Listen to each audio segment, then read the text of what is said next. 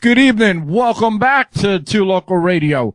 Right now, I have the phenomenal MC, which is a bit of old school and new school flavor all together. His name is Cee-Rock the Fury, also known as Fury Anderson. He is, known for, being on stage with great entertainers such as Chuck D and everything. And here he is. Why don't you introduce yourself, Mr. Cee-Rock the Fury? Woo! Yo, what's going on to Loco Radio? What's poppin', y'all? So, Tennessee. Exactly. Knoxville in the house. What's up, Knoxville?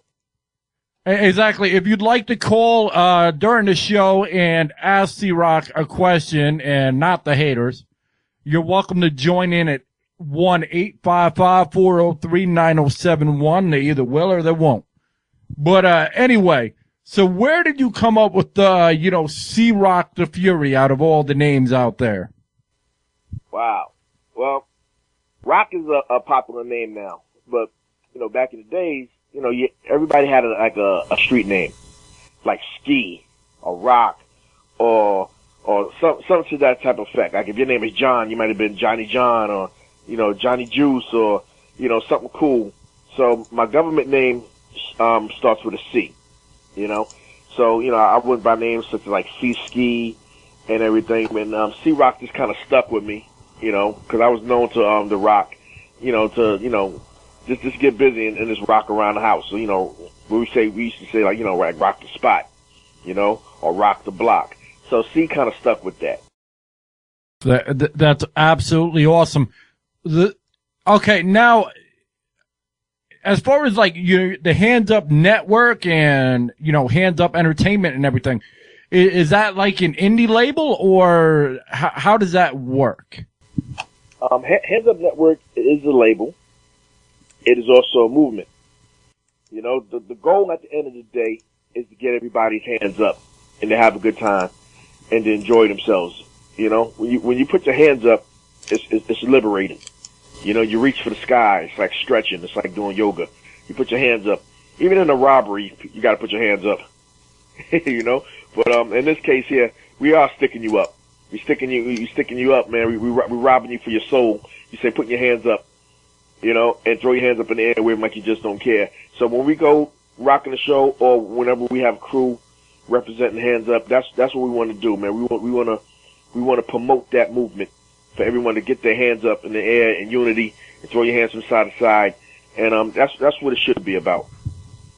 Yeah, and it seems like a lot of your songs, for instance, if you listen to Word Salad, are based on old school principles.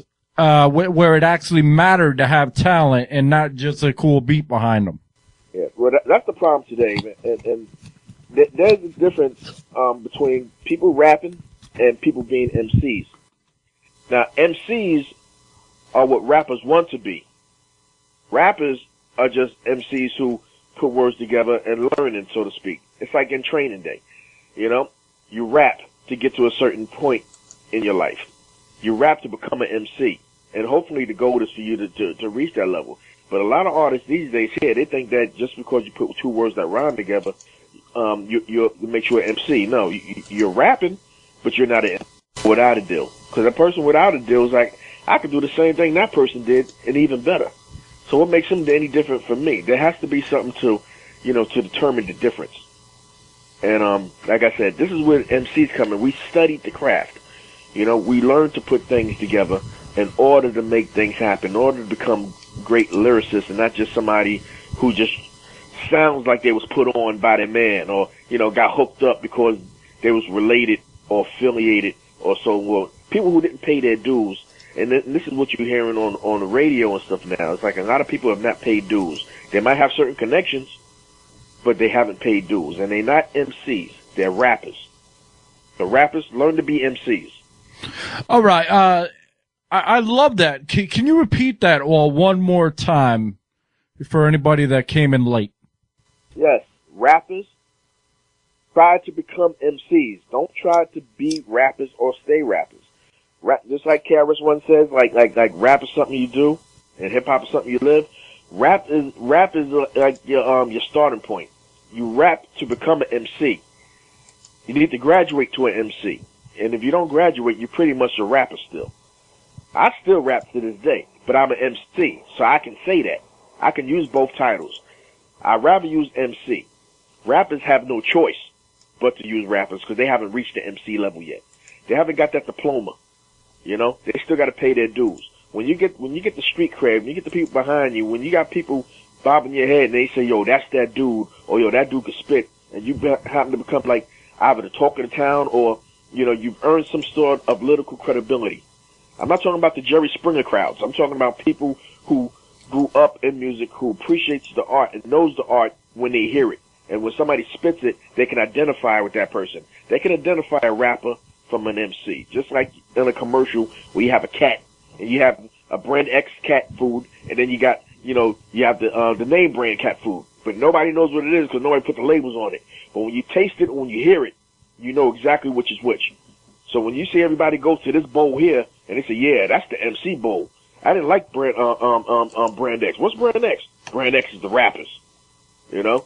So rappers become MCs. All right. And, you know, with your style, how hard is it for people to adapt nowadays? Because they're used to just the beat and words don't matter anymore. Like back in the day, if you go all the way, you know, back to the Chuck D, you go back to the Run DMC, you go back to, you know, KRS-One, it had, you know, meaning. And now with hip hop had totally changed or commercialized, I like to say, you know, run by corporate now. How hard does it make a pioneer such as yourself actually, you know, be able to get out there? And even KRS-One, you know, when things changed, he got pushed to the back line, even though he had the best lyrics. Yeah, it's frustrating. It's frustrating for the simple fact, it's like, it's almost like the whole planet got, you know, the wolves over their eyes. They've been bamboozled. When you have corporate radio or so forth take over and they play only certain songs, or you only hear the same 4 or 5 songs in rotation every day, then people and the listeners become programmed to that. You know, it's almost like you be brainwashed. It's almost like you're a prisoner of war and they play something in your head or play something in your prison cell time and time again. Even when you get out, you still going to hear that sound. You trapped to it. You adapted to it because it's like in your DNA now. You don't like it, but as far as you know, that's all that is. That's all that matters. So you're stuck with it.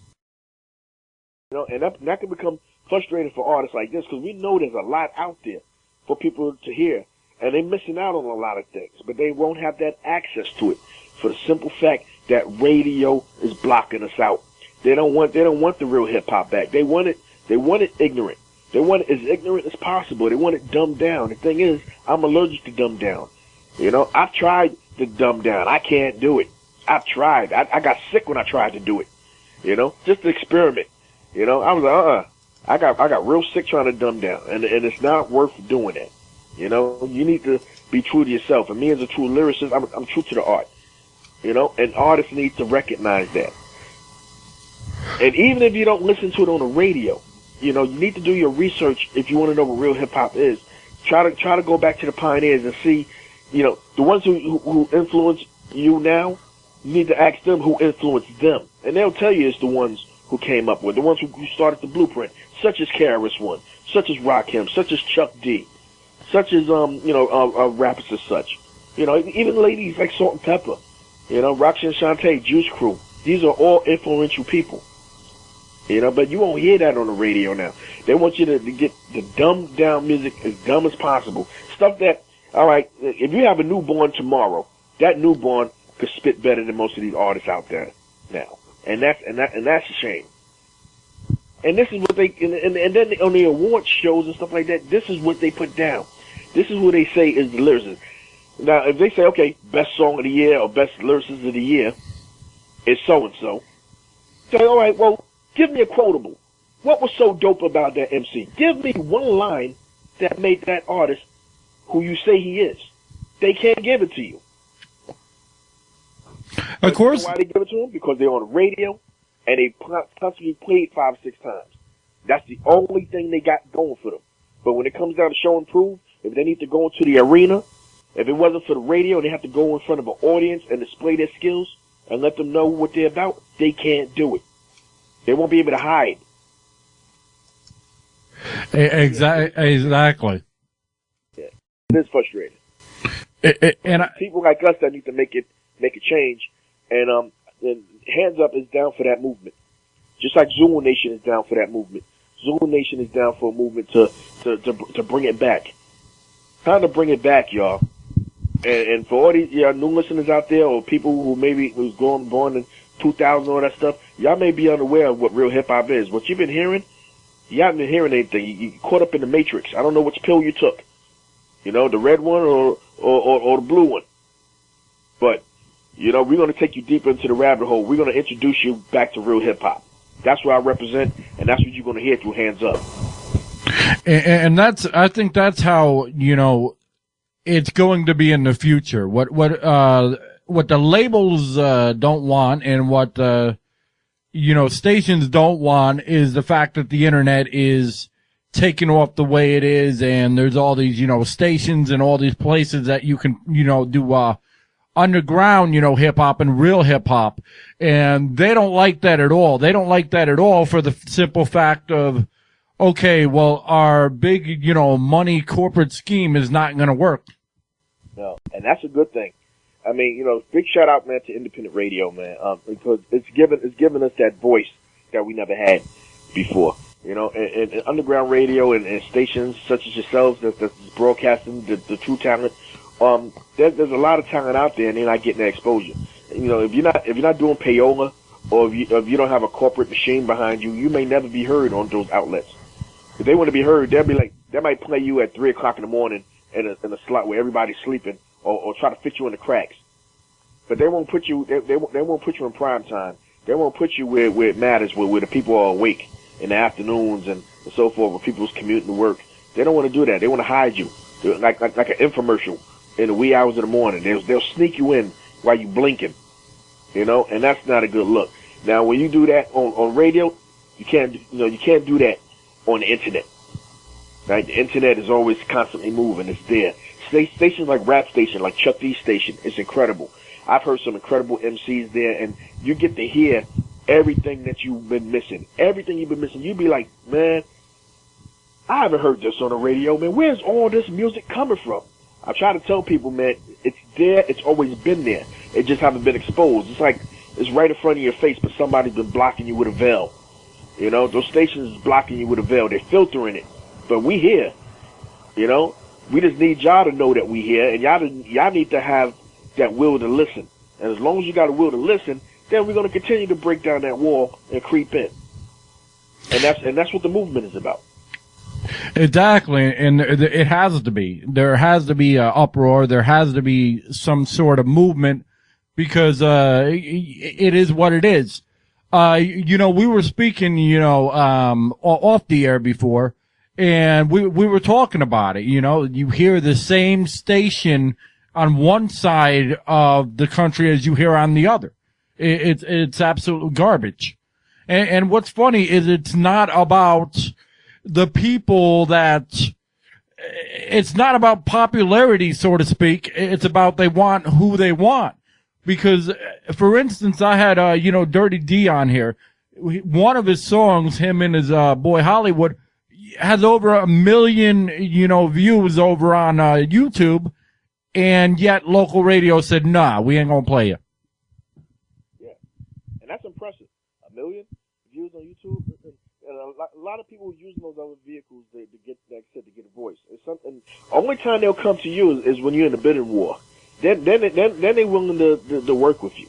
When you got 4 or 5 other entities bidding over you, and they was like, okay, this is the guy we want. We didn't know this person before, and we disregarded the 1 million hits. But now that there's interest, then that's when they do it. They jump on. People known to jump on bandwagons.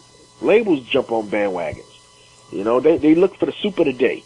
And when the soup is hot, they go with you. When the soup start cooling off, or they don't push you while the soup is hot, they dump you like a hot potato. So, so independent, in my opinion, is the way to go. And another reason why I think that is because, with a major label, you're stuck with them. In other words, have you heard of artists, right, that put out a product and it was whack, right? The thing is that sometimes the artists don't want to put that song out, but the corporate company or the mothership say, yeah, we signed you, we want you to put this out, so come on and dance to our tune. And there's nothing you can do. You're under contract with these people. You can't go nowhere else because you signed with that contract until somebody either buys out your contract or until you stick it out. So you bite the bullet. You might do a song, a pop song or whatnot. They'd be like, yeah, I heard the song, it's all right, but that wasn't him. And sometimes you can hear a song and tell if somebody was into the song or not. It's like somebody put a gun to your head and say, okay, rap, and we'll put it out. You become hostage to a label. Being independent, you got that artistic freedom. You can do what you want. Ain't nobody can tell me what to do. I can put whatever I want at my leisure, at my vibe, at my style. And it's good to be your own boss. So I encourage people, that's looking for deals and stuff like that, to realize that once you with a major company, you are not your own artist. They pull the strings. They're the puppet masters. You dance to their tune. And if you don't like it, you can bounce. But keep in mind, you can't bounce yet because you're under contract. So either you get bought out or you have to sit here on the shelf and wait till your contract expires. So, keep that in mind, everybody who's looking for those major deals to get picked up so you can live famous and live off the fat of the land. Keep that in mind. What's important? You mean artistry or, slavery to the label? You mean with the rental cars and the rental houses, right? Because everything. Oh, yeah. The MTV cribs and all that stuff like that. The 14-karat gold toaster and all that stuff. Yeah, that stuff goes right back to the shop, y'all. All that stuff is, like I said, the Matrix. All that stuff you see, it ain't real. And that's another thing I wanted to talk to you guys about, man. It was like, it's crazy how these kids here, man, just love you for the simple fact that they're talking about money that they don't even got. But they see it on the videos and stuff like that, so they assume. And you know what they say when you assume, you make a you-know-what out of you and me. Yeah. They see you in the cars, beautiful cars. But they don't know at the end of the video, man, that car go back to the dealership. All those beautiful women kiss you in the video, go back to the modeling agency. That nice house you got, keys go right back to the broker because you rented it out you leased it out for the video shoot. The cameras, the lights, all that stuff go back to the rental place. So it's all for show and tell. It's a presentation. So yeah, look good, everybody, but you're not fooling nobody. Well, you're fooling some of the people, but you ain't feeling real hip-hop. Real hip-hop know that you broke. Real hip-hop is broke. But real hip-hop ain't about money. Real hip-hop is about the vibe. If you happen to be rich from the vibe, so be it. But hip-hop is never about the money. Exactly. And not only, that, but I mean, if you sign a, contract, from my understanding, they take 90 cents out of every dollar. So you got 10 cents to work with. How well is that going to work out? Here's a funny thing. Some people like to clown some independents, right? Like, they'll be like, but you only sold 1,000 copies. You only sold 2,000 copies. Keep in mind that in order for you to even recoup a certain amount of money, you got to sell 10 times as much because they're taking 90%. So if you on a big label and you sold 100,000 copies, they taking 90%, then you stuck with only 10% of that. You're not getting all that money. Matter of fact, you're the last one to get paid.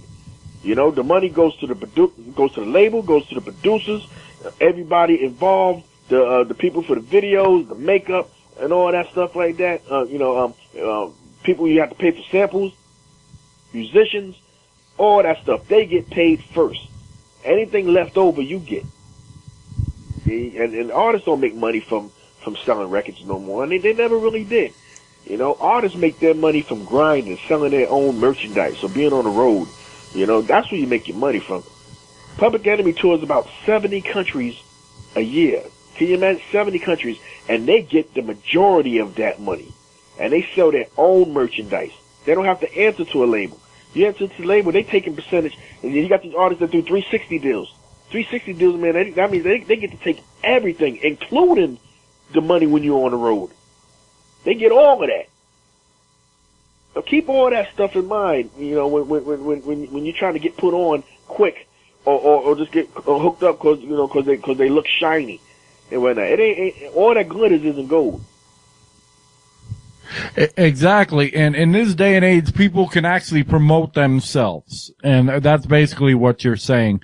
And yeah, I mean, I guarantee if I walked up to KRS, even though he would never tell me, I guarantee there's not one day that he's broke. Oh yeah. See, another thing is, like, you know, people need to learn to invest their money or to save their money. You know, like we're not all guaranteed to get paid or get rich. It's all grind. We like I said, we've been doing this for the love. If you happen to benefit for it, that's a bonus. You know, it's a bonus. If you're able to get booking agencies or shows or festivals and stuff like that, that's great. And some people get a lot of gigs a year, or a few gigs a year. If you was on tour and say you did maybe 10 places and maybe you did maybe get a $500 or $1,000 for each gig, that's like $10,000 real quick. The average person that works on a job might make $15,000 to $20,000 a year if it's like the average small job. So for 10 small gigs, you could be all right. Some people live off of that stuff, like Rob Bass and Black Sheep and whatnot. They can perform their classics over and over and over again because there's always an audience for it that love that stuff, and people love that real hip hop. Rob Bass with that It Takes Two, I Wanna Rock Right Now. He been eating off of that song since the 80s. It's in everything. It's in movies. It's in commercials. You know, you might hear it tonight at some point. Somebody might drive by in a vehicle on your way home, and you'll hear it. There's always somebody playing their music any part of the world, any time of the day. So when you look at it like that, yeah, you can eat or you can be comfortable, but you know you have to be on your grind, and it's always good to make good music. You know, if you make whack music, they're not going to be booking. You're not going to be booking shows on you. They're not going to book shows on you if you have no stage presence. You just walk back and forth. You can't talk to people. You can't communicate. You don't give no eye contact. You're always saying, know what I'm saying? Know what I mean? Every 2 seconds throwing the N-word, the middle fingers up. You can't sell that. You know, there's a package you need to put together. And when you put the package together right, then that'll help sell your product. You are that product. So if you don't represent yourself, you can't expect nobody else to support you. That's absolutely correct. I agree with that 110%. So, moving back to you. So, I've seen, over on YouTube and everything, and sometimes I stutter, but I'm just stuttering because I'm lost in thought. As far as, places that you've been and shows that you've done, it's documented or on YouTube, that you, shared a stage with, Chuck D and everything. And how does it make you feel that these pioneers, I'm not going to say, look up to you necessarily, but the fact that they allow you to walk in the same, limelight that they walk in, they real see real. And the fact that you're real, they're going to fuck with you, where if you were garbage, they wouldn't. And I meant to tell you before, we're live and uncensored. You can say whatever you want, however you want, unless you don't talk like that. Right. We caught out a cosign. And that's the best thing in the world. It's like, it'll be like, you learn karate, and Bruce Lee was a teacher, and all of a sudden Bruce Lee says, you're an honorable student, and give you a pat on the head. It's like the happiest thing in the world, or the one you listen to growing chair to field, to get on the field with him, or throw the first pitch to the baseman or the hitter, and whatnot, to your favorite team, like the Yankees or whatever, or playing for the Knicks. I'm using the New York teams, obviously, but any team, it's an exhilarating feeling. It's like meeting an actor. It's like you, a kid, and you watch The Terminator and Arnold Schwarzenegger, and all of a sudden, Arnold Schwarzenegger shows up and it says on a TV show, yeah, that's my friend, or he's a real cool person, or or that person shows you, a person of that high status, even acknowledging you, is overwhelming to me. So like that footage up with me when I did with Public Enemy, man, that was like one of the best things in my life. I wouldn't trade that in for anything, man. Like a lottery ticket or anything. No one could take that from me ever. And I freestyled that mess off the top. So I'm glad that I didn't mess up or choke with that. I came and I rocked, and I didn't even notice the reactions to Chuck D's faces and stuff until I actually saw the footage. I didn't see the footage that night. Somebody posted it up, and then everybody was like, "Yo, do you see the footage with you and Chuck?" And I was like, "Nah." They said, "Yo, man, you should see Chuck's reaction when we were spitting." And I was like, "Whoa!" And then you know, for him to even acknowledge me on his radio station and talk about me and play my songs on the show, man, that's the best feeling in the world, man. That's a roller coaster ride. I hope I don't ever get off, you know. So what's it like to tour actually overseas in other countries? Different world. It's beautiful. It's hard to explain. It's like a lot of people don't get a chance to, you know, to venture out of the States. And so some people don't even venture out of their own city. So when you go somewhere else, it's almost like you joined NASA and you joined the space shuttle program. You're going to Mars or something. It's a completely different world. When you see different cultures and stuff like that, it's almost like you're seeing an alien from outer space. Because you're so blown away from the culture and how things are, and just seeing different parts of the world and how they react to things. It's wonderful because it's like learning all over again. It's experiencing life from a completely different point of view. So yeah, man, I have the best fun when I'm overseas. Like when I'm over in Sweden, I don't speak none of the languages. I've tried. I'm not really speaking the language, but everyone knows hip hop and everybody speaks hip hop.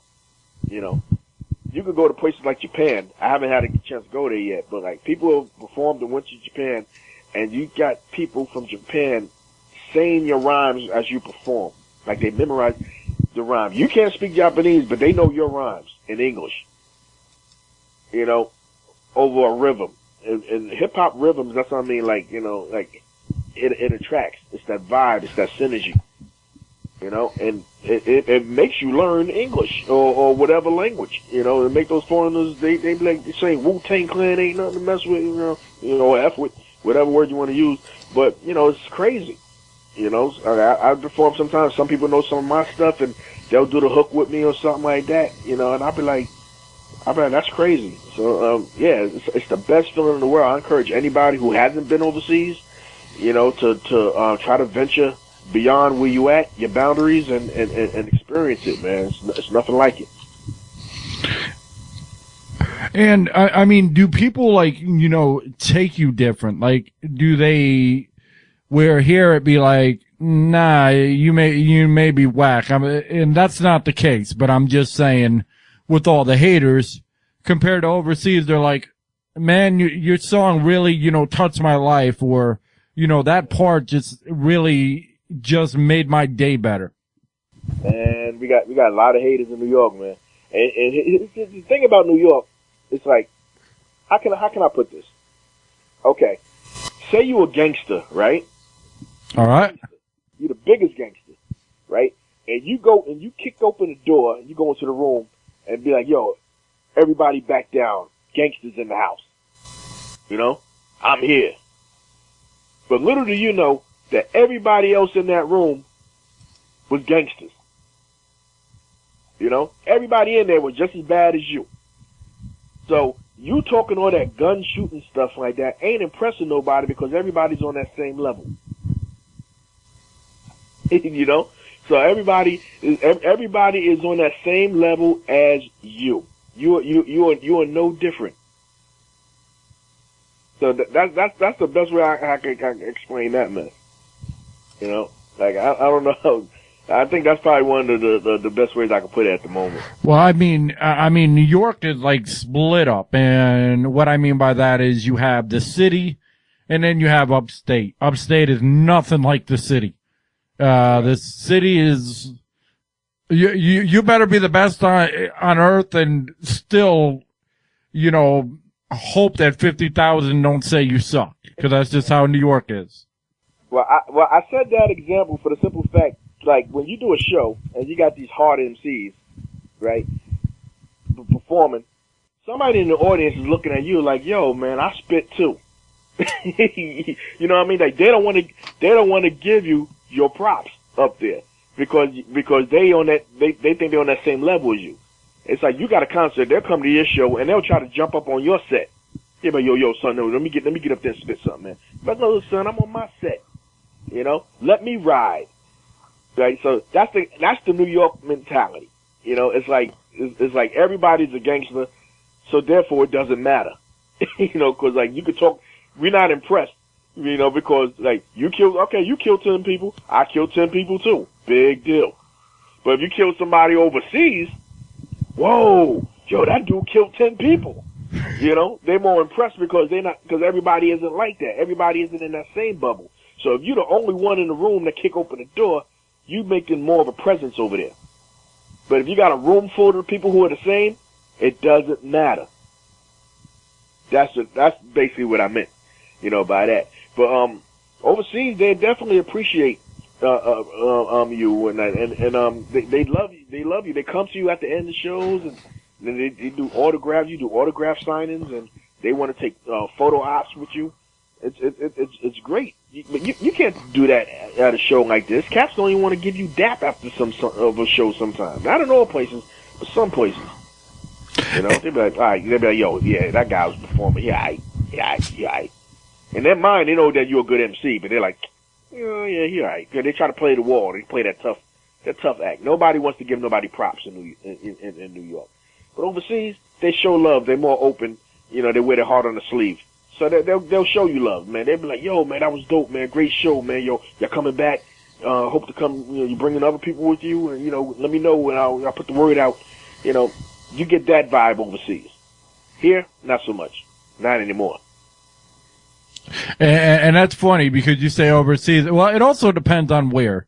We had a band, from England, you know, this afternoon and, you know, the evening their time. And they're like, okay, yeah, well, in England, it's all right. But when we went to Belgium, that's where it rocked. Right. Yeah, it all depends on, too, I guess, some geographical areas. Like I said, there are a lot of places I have yet to go that I'm actually hoping to go. I got my fingers crossed for maybe later on in the year to maybe go to places like Switzerland and New Zealand and Australia. I've yet to venture those areas, but I would love to go there. So, we'll see what happens. But, you know, I try to do my research, you know, when I go out somewhere, you know, just to kind of get a feel of the place, you know, or prior to a show, I'll try to chop it up with the people just to try to get in. One time I was somewhere and I was performing and I got a lot of boos. I forgot where. I think I was in Dublin. You know, it was a lot of boos with that. But then at the end of the show, I was leaving. Everybody said, "Yo, they loved you, man." No, what was that? I think I was in one time I was in the UK. I think I was in Manchester or somewhere like that. I was over there with Wolftown, and I did the show, and it was like booing. And when I left, everybody was like, "Yo, man, they love the show." And I was like, "Yo, I heard boos." They say, "Yo, that's how they show love over there." So like some places here we say yeah, some places they were like ooh, or so it'll sound like a boo or something like that. But boo is yeah, or bad is good and good is bad. You know, it's weird. So if you don't know your area, I should have did more research when I went to that area because then I would have known that they was actually showing me love and not disrespecting me. You know, but at the end of the show, they explained it to me. I was like, oh, okay, I get it now. You know, so keep in mind when you go to certain areas, try to learn, you know, the culture or the reactions of people. Like, how do people react to shows? Some places don't react at all. Yep, like when Dennis Rodman went to Hong Kong or something like that. You see the people that sit in the chair, they don't clap, they don't do anything because they disciplined that way. Their culture trains them not to react. But then at the end of the show, they'd be like, yo, man, that was an incredible thing, but you would never know because you never see their reactions.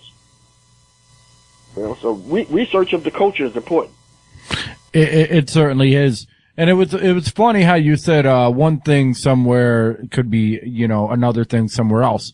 The best way I relate to that is remember when you went back in school, if you're, you know, I'm in my 30s and, if you wore anything dirty, you would get ragged on, to the cows came home. But now you got kids wearing, jeans that look like they went through the mud and full of holes and all faded and everything, and that's cool. Yeah, it's weird. It's weird how things change. Like back in the days when there was jeans, man. Jeans cost a lot of money, and then all of a sudden the style started coming in. Like on TV and commercials where people started wearing the acid wash jeans and the jeans with the holes in it. Then people was buying brand new jeans, putting holes in them on purpose with scissors and broken bottles and making shreds out of them, and then selling them for twice as much as they bought it. So so I couldn't understand that. So it's like, and then before you would see a painter painting a house or whatnot, and then they get paint all over you, and then you take the clothes and throw them out. Now you pay money to get clothes that look like paint was splashed all over you. So fashion has changed in numerous ways and whatnot, and it kind of gets you dumbfounded how things happen. But fashion is fashion. What you gonna do? Exactly. What I love is that you're a part of the pioneer group, and what is amazing is how far y'all will go for your fans. Like, for instance, I went to a KRS, concert up in, Toad's place. The only white dude in the whole, front section and everything. I don't know why. But I was, squished like a pancake most of the show, and I didn't care. And the thing is, KRS actually ran out of CDs, and T-shirts and everything else. So he was actually taking cardboard to make sure everybody had a signature. Yeah, that's hip hop right there, man. It's like hip hop, you improvise. If something goes wrong, we make it right. If there's a blackout and the power goes out, then we keep the party going somehow. We have the people clapping their hands. We have them do percussions with their hands or snap your fingers or something. We get people involved. Most times now, man, these artists they have no stage presence. They walk back and forth on stage. They talk to themselves. They're too busy trying to pull their pants up. Because they wear no belts. I was trying not to laugh, but it's so damn true. Yeah. They smoke. They go up there with a crowd of people that has nothing to do with the show, but to look like they have a big crew. Has nothing to do with anything. Nobody wants to see all of y'all sing the "Do We Are the World." We want to see y'all do something. People pay their money to be entertained, not to see y'all just stand around lobbying on stage. Do something. Give the people what they paid for. Spit a rhyme, or I do a backflip, do something. But just stand up there for 45 minutes doing a show, just talking and saying, you know what I'm saying, you know what I mean, my end to the iggers, smoking trees, and where the B to the itches at, all that stuff, man.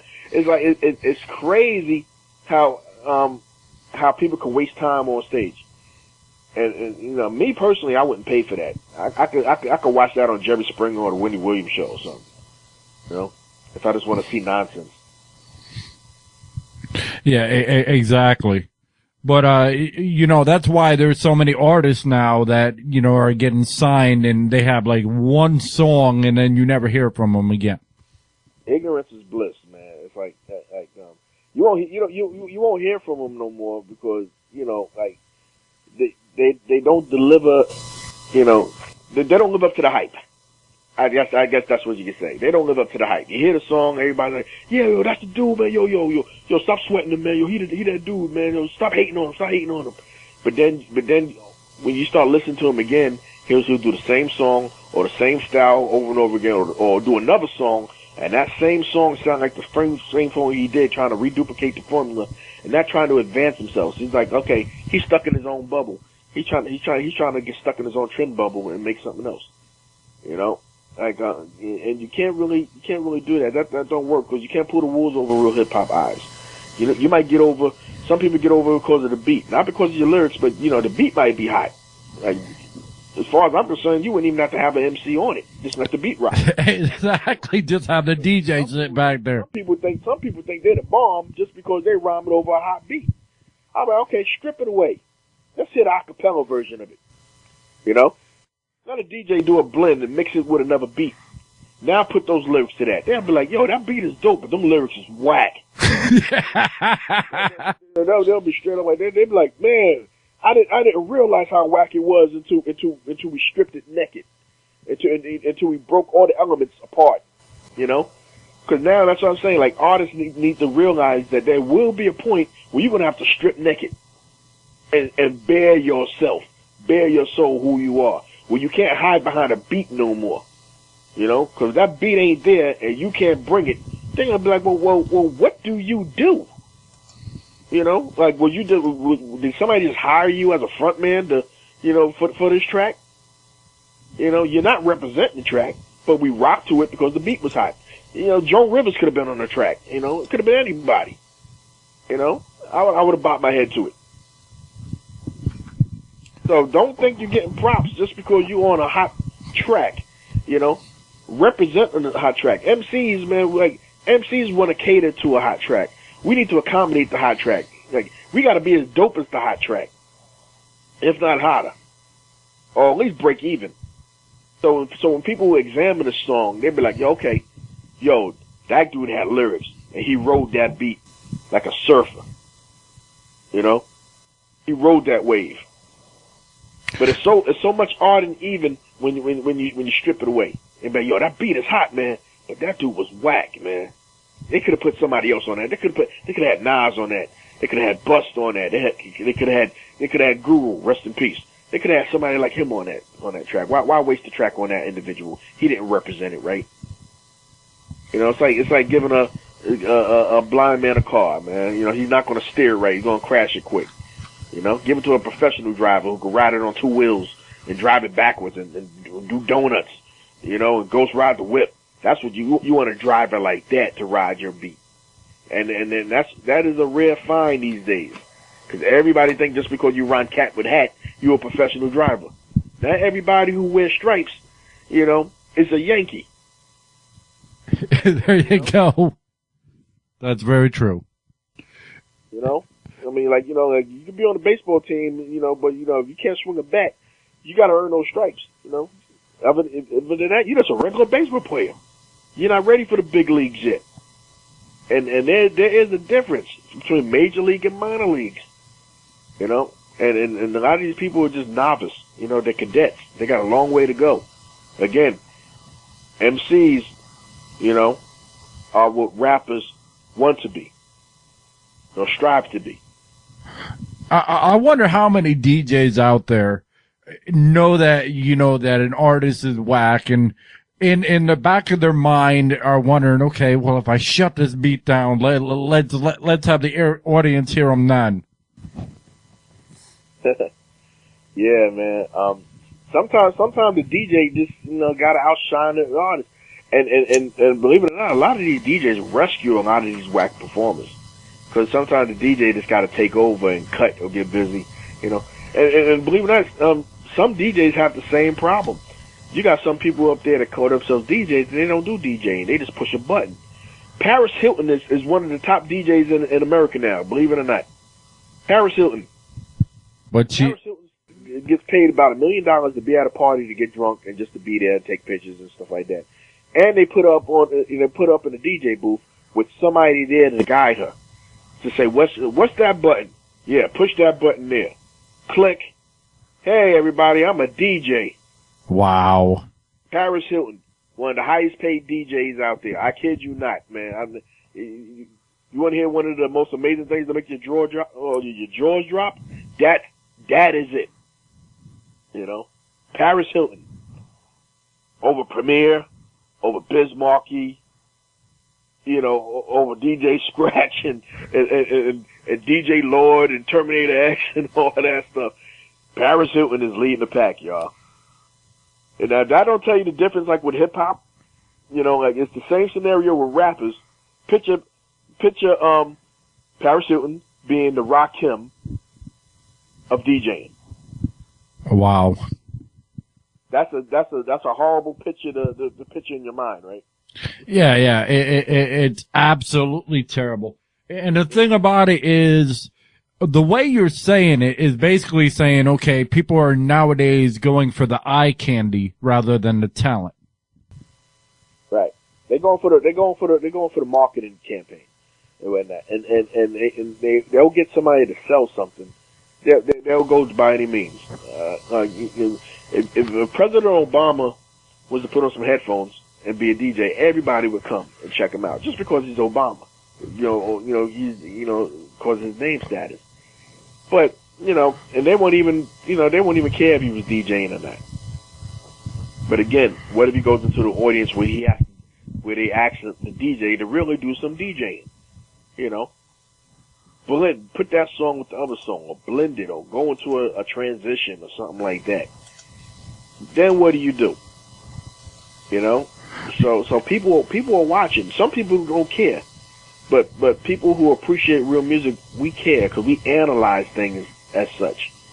The person who don't care about music, then you might as well just listen to anything and don't complain about nothing. But we true to the art, so we study things like this, and when we see things that's uncomfortable, we like to acknowledge that. We'd be like, yo, this guy's a dope MC, but the beat needed work, or it could have been better, or this, or the DJ's not doing that, or what is the DJ doing? He's standing back there.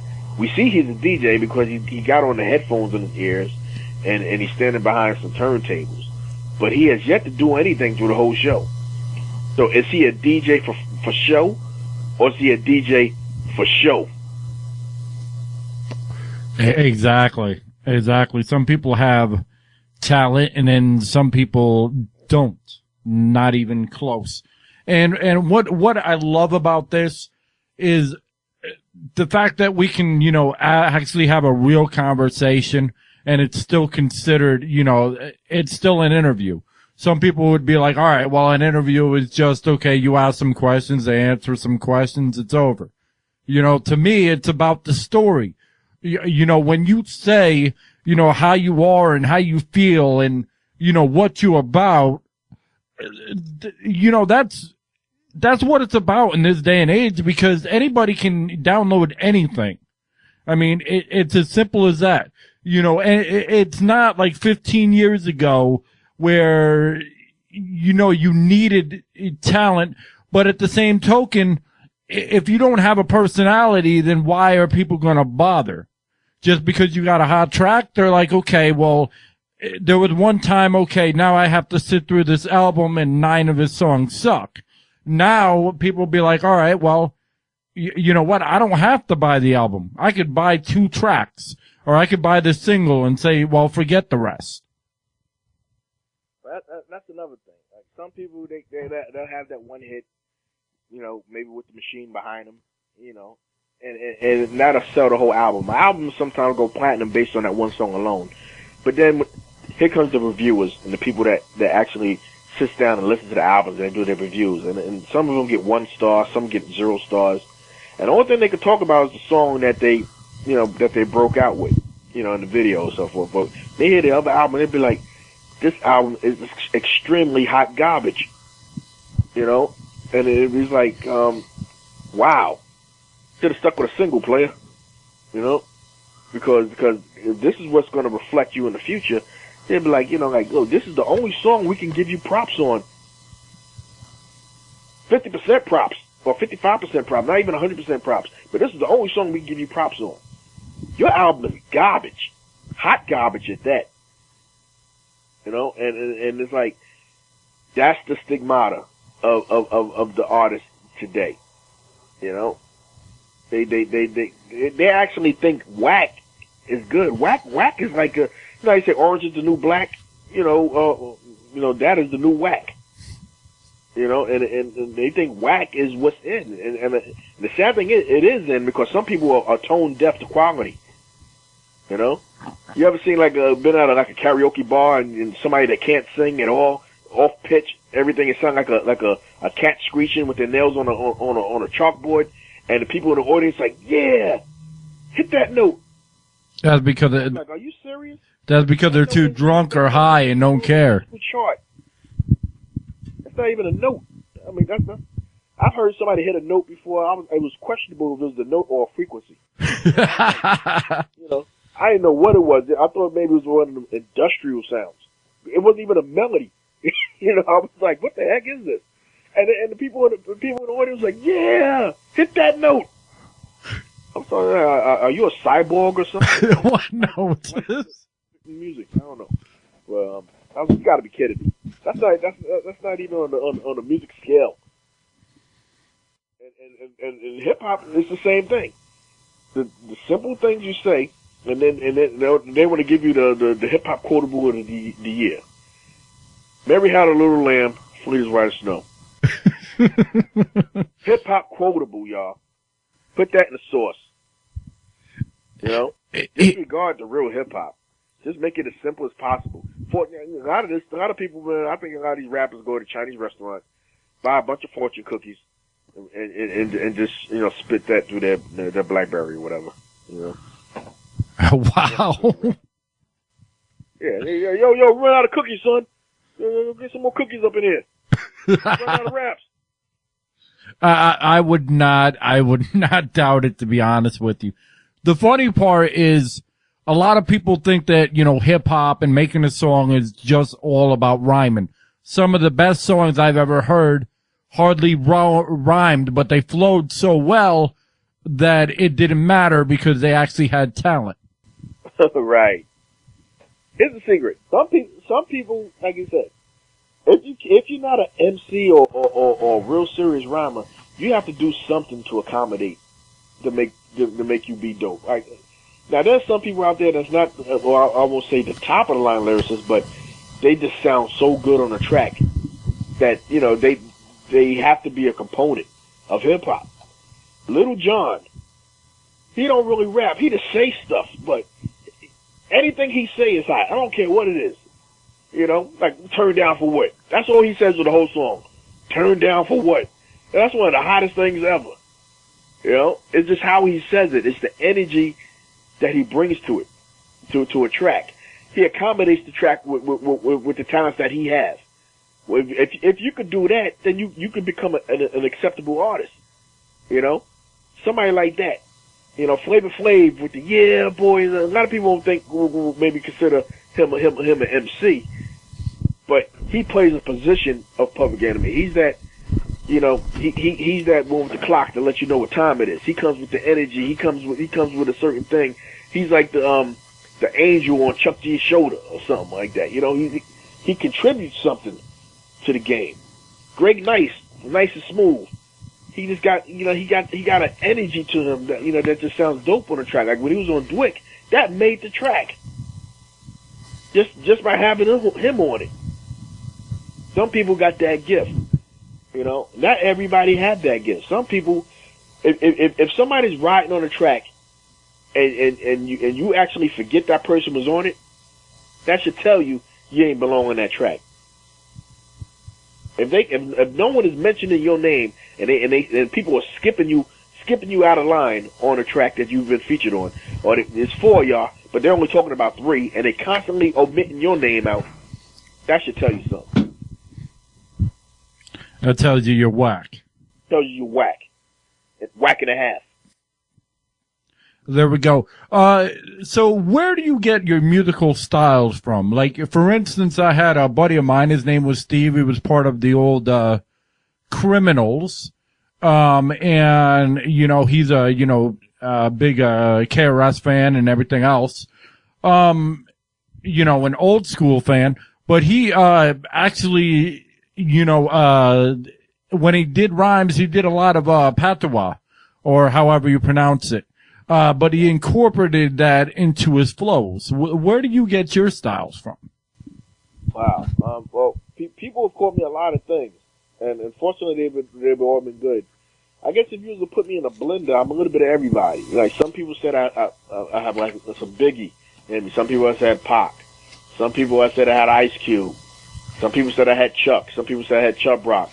Some people said I had Ed O.G.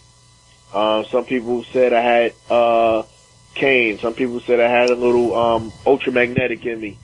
I think I'm a little bit of everything, and that's influenced me. I'm not really set to one style because I listen to so much real hip hop, but you have to incorporate it with your own personality and identity. I've never tried to, like emulate my style after someone. Some people do, like they'll hear Rakim and they'll try to sound exactly like Rakim. No, you take good qualities from them. You study things. And you take the good, attributes of them, and incorporate it into your own.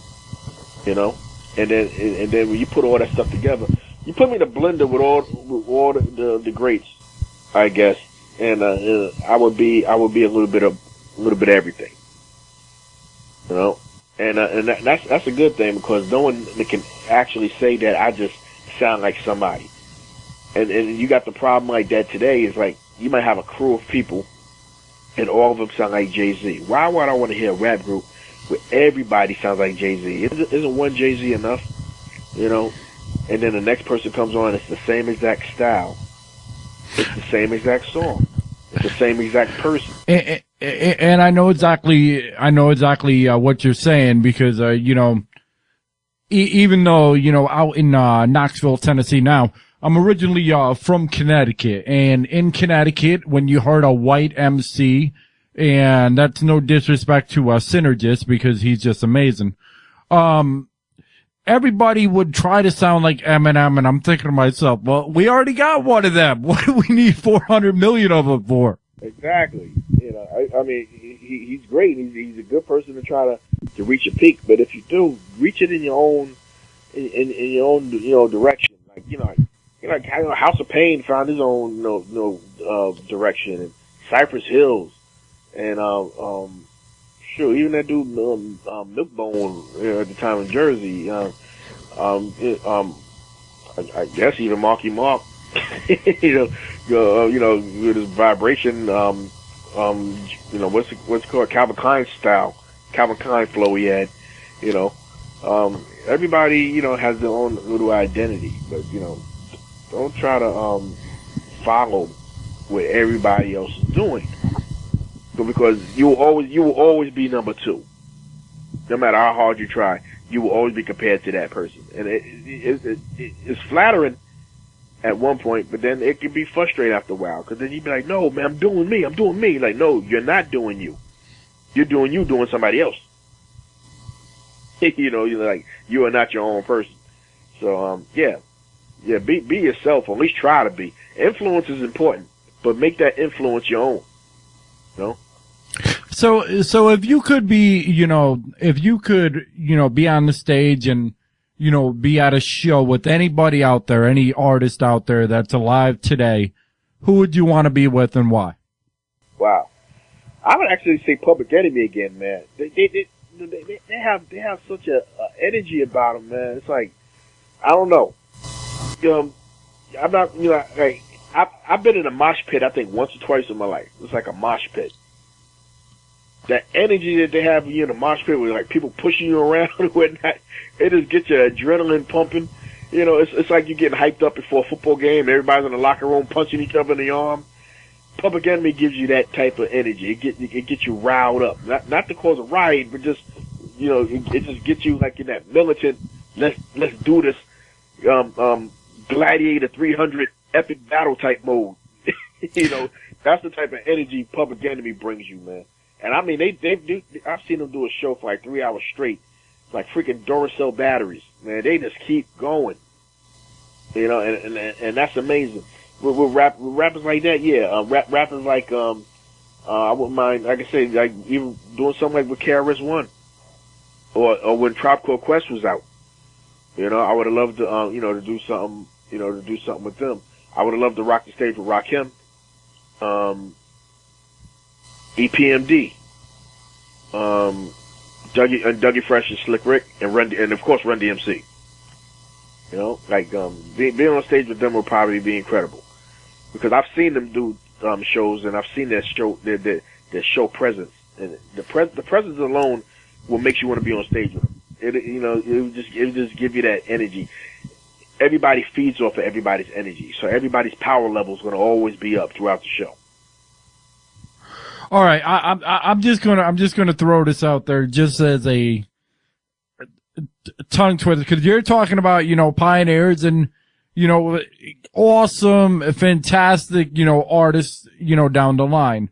Now, for the young bucks out there that have no idea, you know, who they were, out of, let's just say, DMX, Jadakiss, and Nas, who would you like to perform with? Oh, nice. That's a nice one there. Wow. Well, Nas is very lyrical. I mean, incredibly lyrical. Jadakiss is sick. But yeah, I would have to pick DMX out of that one. I would have to pick DMX out of that, yeah. DMX got an energy like Busta Rhymes. You know? They just got that, you know, just let him out the cage and just let him, you know, tear up whatever's in front of you type of thing. DMX is a monster when it comes to performance. And like I said, Busta Rhymes. Nas get busy too, but Busta is a monster on stage. You could tell he was going to be a monster way back from the Leader of the New School days. Just from their videos, they was wild. And what's funny is DMX gets out of jail and who's he hook up with? Busta Rhymes. That's all I gotta say about that. Yeah. That's like, that's amazing, man. You know, they both bring that rah-rah. And if anybody has yet to see them, you know, performing, you know, if you haven't, I'm pretty sure they got some of their performances on YouTube or something. Check them out. And just watch the energy. And somebody like M.O.P. M.O.P. is another one I want to get on rock on stage with. You know, their energy is top notch. You know, I've actually had a chance to experience them up front years ago. It was in Manhattan. I think it was at an HMV store, and they tore that place up. They formed a circle. Everybody was like in a circle, walking around them. It almost looked like a whirlpool of people because the crowd wasn't like just in one spot. The crowd was like constantly moving. It was crazy. And Onyx too. Onyx was some wild performers back in the days, man. You know, Sticky and all of them, and Fredro, you know, they some wild brothers. And they from Queens, so shout out to Onyx. Yeah, exactly. Onyx. You know what's funny is I'm not much of a graffiti artist at all, but I loved Onyx so much when I was younger that I spray painted a building Onyx. Wow. Yeah, but that's influence right there. But back when I grew up, you know, and I was young, you know, the two biggest things, you know, in the East Coast, and I'm not talking about the West Coast, you know, the Snoop Doggy Dogg and, you know, all them, Dr. Dre. But in the East Coast, the biggest things that were around my area were Onyx and Wu-Tang Clan. Oh, yeah. Yeah, rocking with them would be a great thing, too. That's another name that definitely would make the list. I would love to perform at some point or, you know, down the line with Wu-Tang. Even if they just do their last hurrah on their last album or whatever it is. I would love to just share the stage with them because they just have they have a presence. And Old Dirty Bastard, like I said, Old Dirty Bastard, he brought something special to the Wu-Tang Clan. He was that X factor. There's always an X factor in a crew that just kind of stands out from the rest, and ODB brought that to the table. You know, so when I mean like when artists should bring something to the table, think of somebody like, you know, like ODB. You know, that's why they call him the OD Bastard, because, you know, nobody was the father of his style. You know, nobody fathered his style. That was his alone. And it stood out like a sore thumb. Like, if you could hear 100,000 people and he would stand out from that crowd. That's impressive. And what's even more impressive, Wu-Tang Clan was like 9 people or 10 people. It was crazy. And he still would stand out. Yeah, and everybody made a special contribution to him. You know, Method Man was the first one to break out, you know, out the bunch. But, you know, yeah, everybody was specialized in it. You know, everybody was technicians in their own way. You know, the Jizza was a lyrical genius, and Method Man just had a suave way of saying his stuff. You know, Raekwon, freaking monster lyrically. You know, it's like they had no real weaknesses that, you know, that anybody can really, you know, say. They had no weaknesses.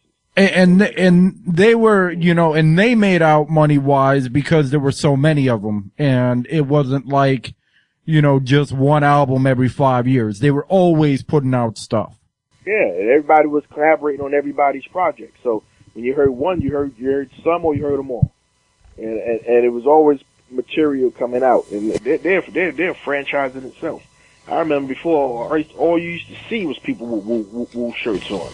It was the W. That's all you saw, you know. Just like how Run DMC had the Run DMC shirts and whatnot. Wu-Tang was just as big, and you know that's influence right there, man. When you can do that, that's a wonderful thing, man. And back it up. All of them are strong lyrically. You know, I'm pretty sure they challenged each other. I mean, you could tell, like on a track, it almost sounded like they was trying to outdo each other. You know, they was probably placing bets. Yo, I bet you I'm gonna serve you on this track. Yeah, well we see about that, and that's what it sounded like they had money on it. And sometimes that's what it takes, you know, the competition nature of it to, you know, bring the best out of you. Absolutely. You know, and it was a family. So, you know, like, you know, brothers have their little sibling rivalries or you know, whatever. But, yeah, it's good to have competition within your crews and stuff like that. Like, even between my peoples and stuff like that, we kick the lyrics all the time, but, you know, we tell each other if we need to step it up or something like that. You know, like I have a group of people that I do with my Handzup thing, man, and I'll put people on because I see something in them, and I'm not trying to put on the norm. There's been quite a few people that want to, like, you know, get down with the thing, but I don't represent some of the stuff they talk about. Like, some of them are very talented, but I just don't represent the direction of content. So I don't think they would be a good fit. Not saying that they're not talented, but they don't fit what I'm trying to put together. All right, now let's flip the script and let's say you're headlining the stage, Mr. Cee-Rock, the Fury. Who young out there would you want to open up for you? Wow. Okay, that's pretty good. Joey Badass is pretty good. You know, Joey Badass. He is a new kid. You know, he got an old soul. You know, he got an old soul. But yeah, Joey Badass would be one.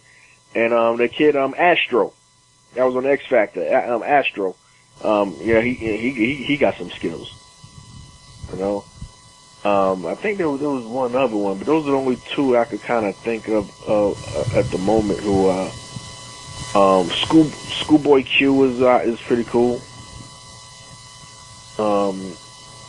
Let's see. That's about it. I don't really listen to too many new people out here now. I mean, not really a rapper, but what's his name? Mac Wilds. I like Mac Wilds' style. You know, the one, it was the kid that used to play on the TV show The Wire on HBO. Nice. That song, Own It. Mm-hmm. That song, I ain't gonna front. That's a freaking hot song, man. When I be DJing, I cut that mess up all the time. You know.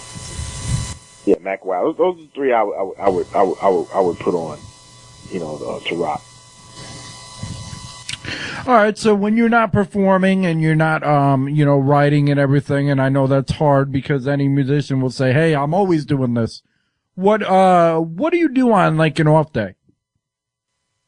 Off day, networking. I kid you not. I'm almost on this computer. My legs be bothering me sometimes because I be on the computer so much, man. I'm just doing work. Either I'm recording or editing, or I'm sending out presentations or press kits, or I'm doing artwork because I design the artwork for the artists that I do.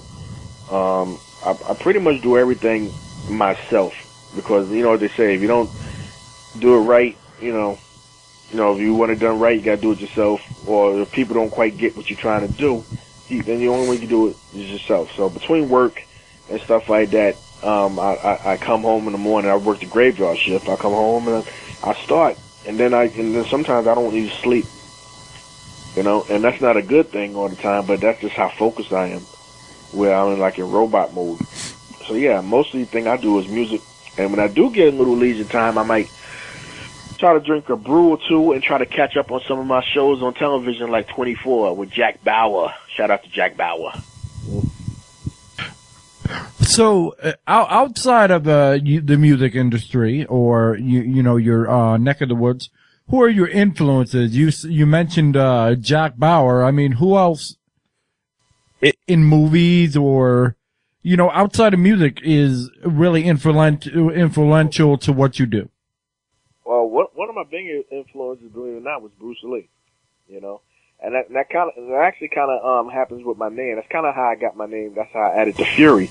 It actually came after watching actually I was a big fan of Bruce Lee, and one day I was doodling, not on the toilet, scribbling, doodling with a piece of paper, and I drew something and it looked like it was on a yellow piece of paper. I might still have this piece of paper somewhere back there because I save everything. It looked like a dragon in the form of the letter F. And the first thing I saw that came to my mind when I seen that was what was it? Enter the Dragon. Yeah. And then all of a sudden I just started thinking of other stuff like that, Bruce Lee flicks and all that. And then Fist of Fury popped up. Right? So Fist of Fury was one of my favorite movies and stuff. So I was like thinking about I was bringing back then about calling myself MC Fury. I thought that was hot, But then I didn't want to give up my name Cee-Rock because I had Cee-Rock first, and then I was like, that's why I was like, I was probably one of the first ones to have like a name like that had an extension on it, like Cee-Rock the Fury, like with two names. So when I came up with Cee-Rock the Fury, I was like, how can I make that fit? How would I make that make sense? And I'd be like, okay. If my flow I felt was kind of furious, and I'm rocking it, so it'd be like if I was performing on stage or something like that, somebody would come up to me and say, "Yo, C, right? Yo, C, rock the Fury."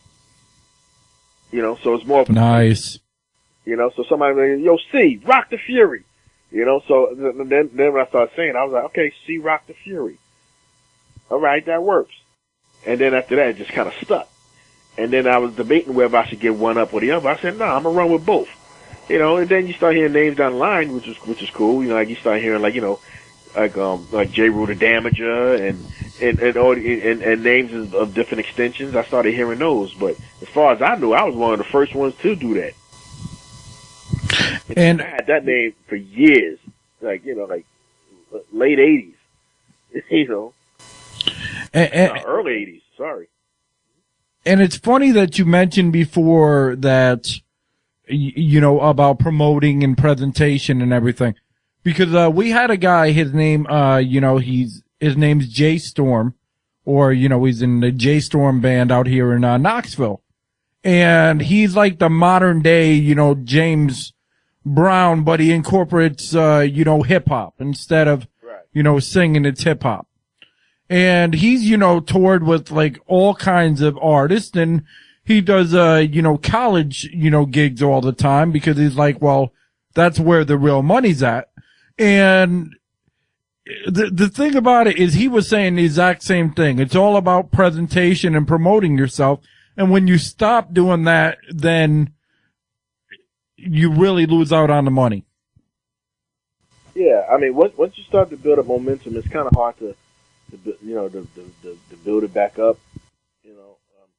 It's almost like the same. It's almost like a mixtape. Like remember before back in the days how hard it was to get a mixtape. Very true. Back in the days, it was far in between. When a mixtape came out, everybody wanted to get it. Right? Everybody was going after it. But nowadays, it's oversaturated. I mean, there's if you come out with a mixtape and put it out now, by the time somebody gets to listen to it, somebody put out 30,000 more mixtapes. So that window of opportunity you had might have been unnoticed if you haven't did anything to promote it. So now you got a product and nowhere to go with it because nobody knows about it. Now you got to work on a whole new product and hopefully, do something different. So what you got to do is whatever you have, try to make it known, And most artists today are not. Here's the most important thing: most artists today are not business savvy They just think they think all you're supposed to do is rap and that's it. Rap and get rich. You know, rapping is only 5% of this hip hop game, and if you're doing business, you need to know a little bit more than just grabbing a microphone and saying a few words. You know, it's also about how you talk to people. You know, there's a time to be street and there's a time to be business. And a lot of business people don't want to deal with you if you don't know how to communicate or speak English, proper English.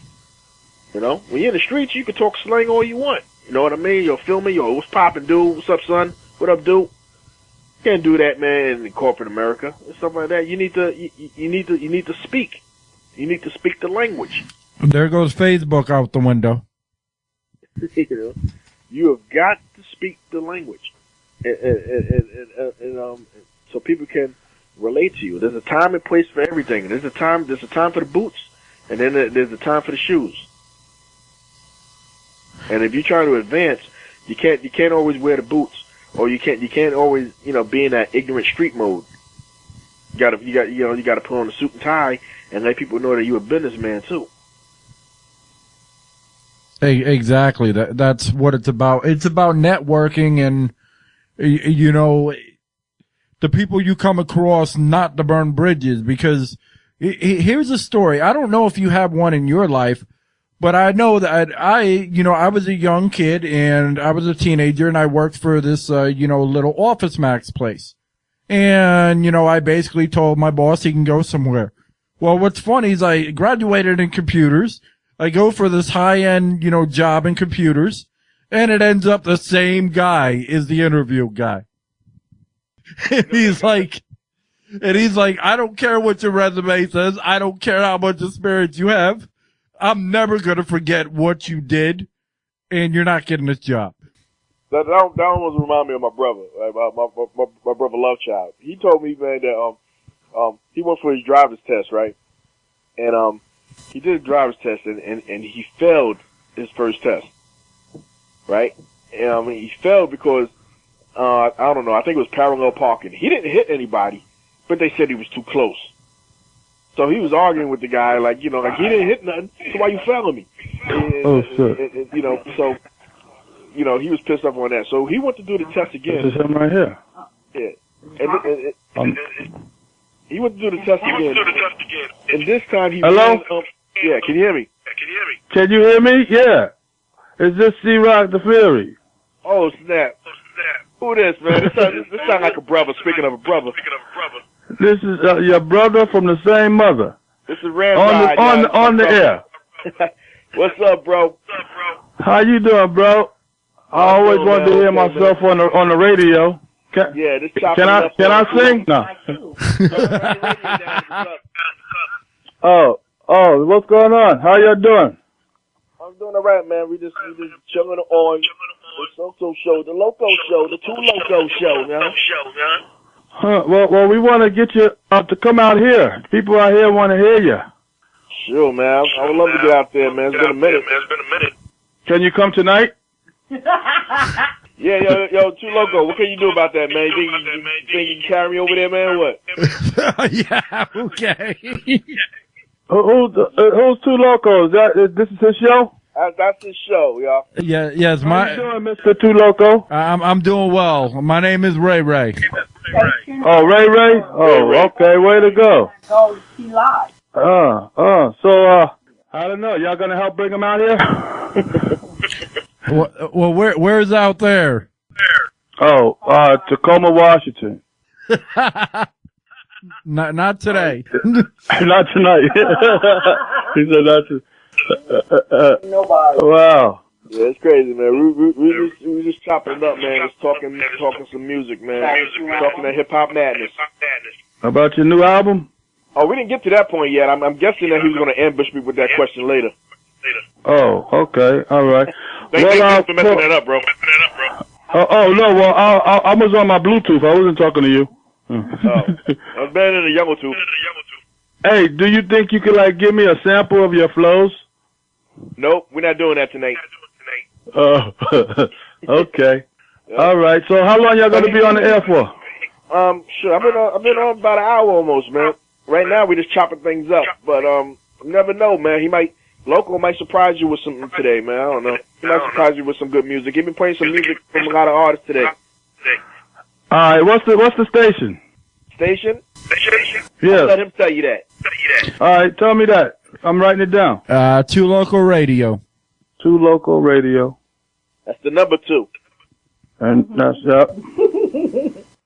I got it. And Loco is the regular spell, Loco? LOCO Radio. LOCO Radio. I got you. I'm gonna tune that in as my favorite. That's what's up. Tune it in, man. You stick around because I think I'm still being interrogated by the brother. Interrogated. Really? So you want me to just stay on the line, or you want me to hang up and call back? It's on you. I'm gonna leave it up to you and Loco. Okay. Well, what do you think, Loco?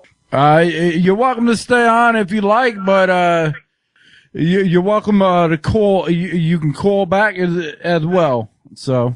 All right. Well, I'm gonna grab something to eat, and then I'm gonna call back, and I'm gonna take a bite for y'all too. All right, man. Don't come back chewing no hamburgers, man. Nah. All right. You got it. With that, man. So I heard y'all spoken some hip hop. I gotta eat whiskey or something. Yeah. Well, y'all guys keep it real, keep it popping, and I'll holler back at you in a minute, bro. All right. Yeah, bro. Look forward to it. All right. All right. One love. See you. You know it. All right. Unbelievable. What's unbelievable about it, man? I don't know. You gotta know my brother. Unbelievable. That's all I'm gonna say. Unbelievable. He's the flavor of the family. Oh, there you go. There you go. Well, everybody. That's one of my older brothers. I'm the youngest. He's older than me. So it's, everybody, has that person in their life that's, wants the center spotlight, and you can't blame them. Yeah. I mean, he used to be my bodyguard back in the days, man. When we used to roll with him. And, over there, he's like, I don't know, he's like the Suge Knight of, Seattle or Tacoma. I'm gonna leave it at that. He's like the Suge Knight over there. Yeah, I'm like really gonna get him all the way from, New York to Washington. Yeah. He was like, yo, man, so, you gonna fly him over? Like, you gonna do it now? Yeah, right now. The blades are just gonna stop and be like, all right. I actually think he was serious when he said it. That's how I was like, oh, brother, here it comes. But getting back to what I was saying about my brother, right, with the driving thing. He, like I said, he failed the first test, right, and he went back later on to do another test again. Turns out, the same dude that failed the first time was there again. Wow. Same spot. Now, but here's the crazy part. So he tried to skip the line and let somebody else go in front of him, right, to go with another driver. Something happened with that, when they had to switch drivers again. He wind up with the same dude again that he tried to shake down. It was like, you can't make this stuff up, man. I was like, it was just crazy. Like, you couldn't shake this guy. So he wind up doing the test with the same dude that failed the first time. But this time, when he passed and whatnot, he took off in the car and started burnt rubber in his face. After he checked everything up and graduated. So he was like in your face and then burnt rubber and pulled off. Alrighty then. Yeah.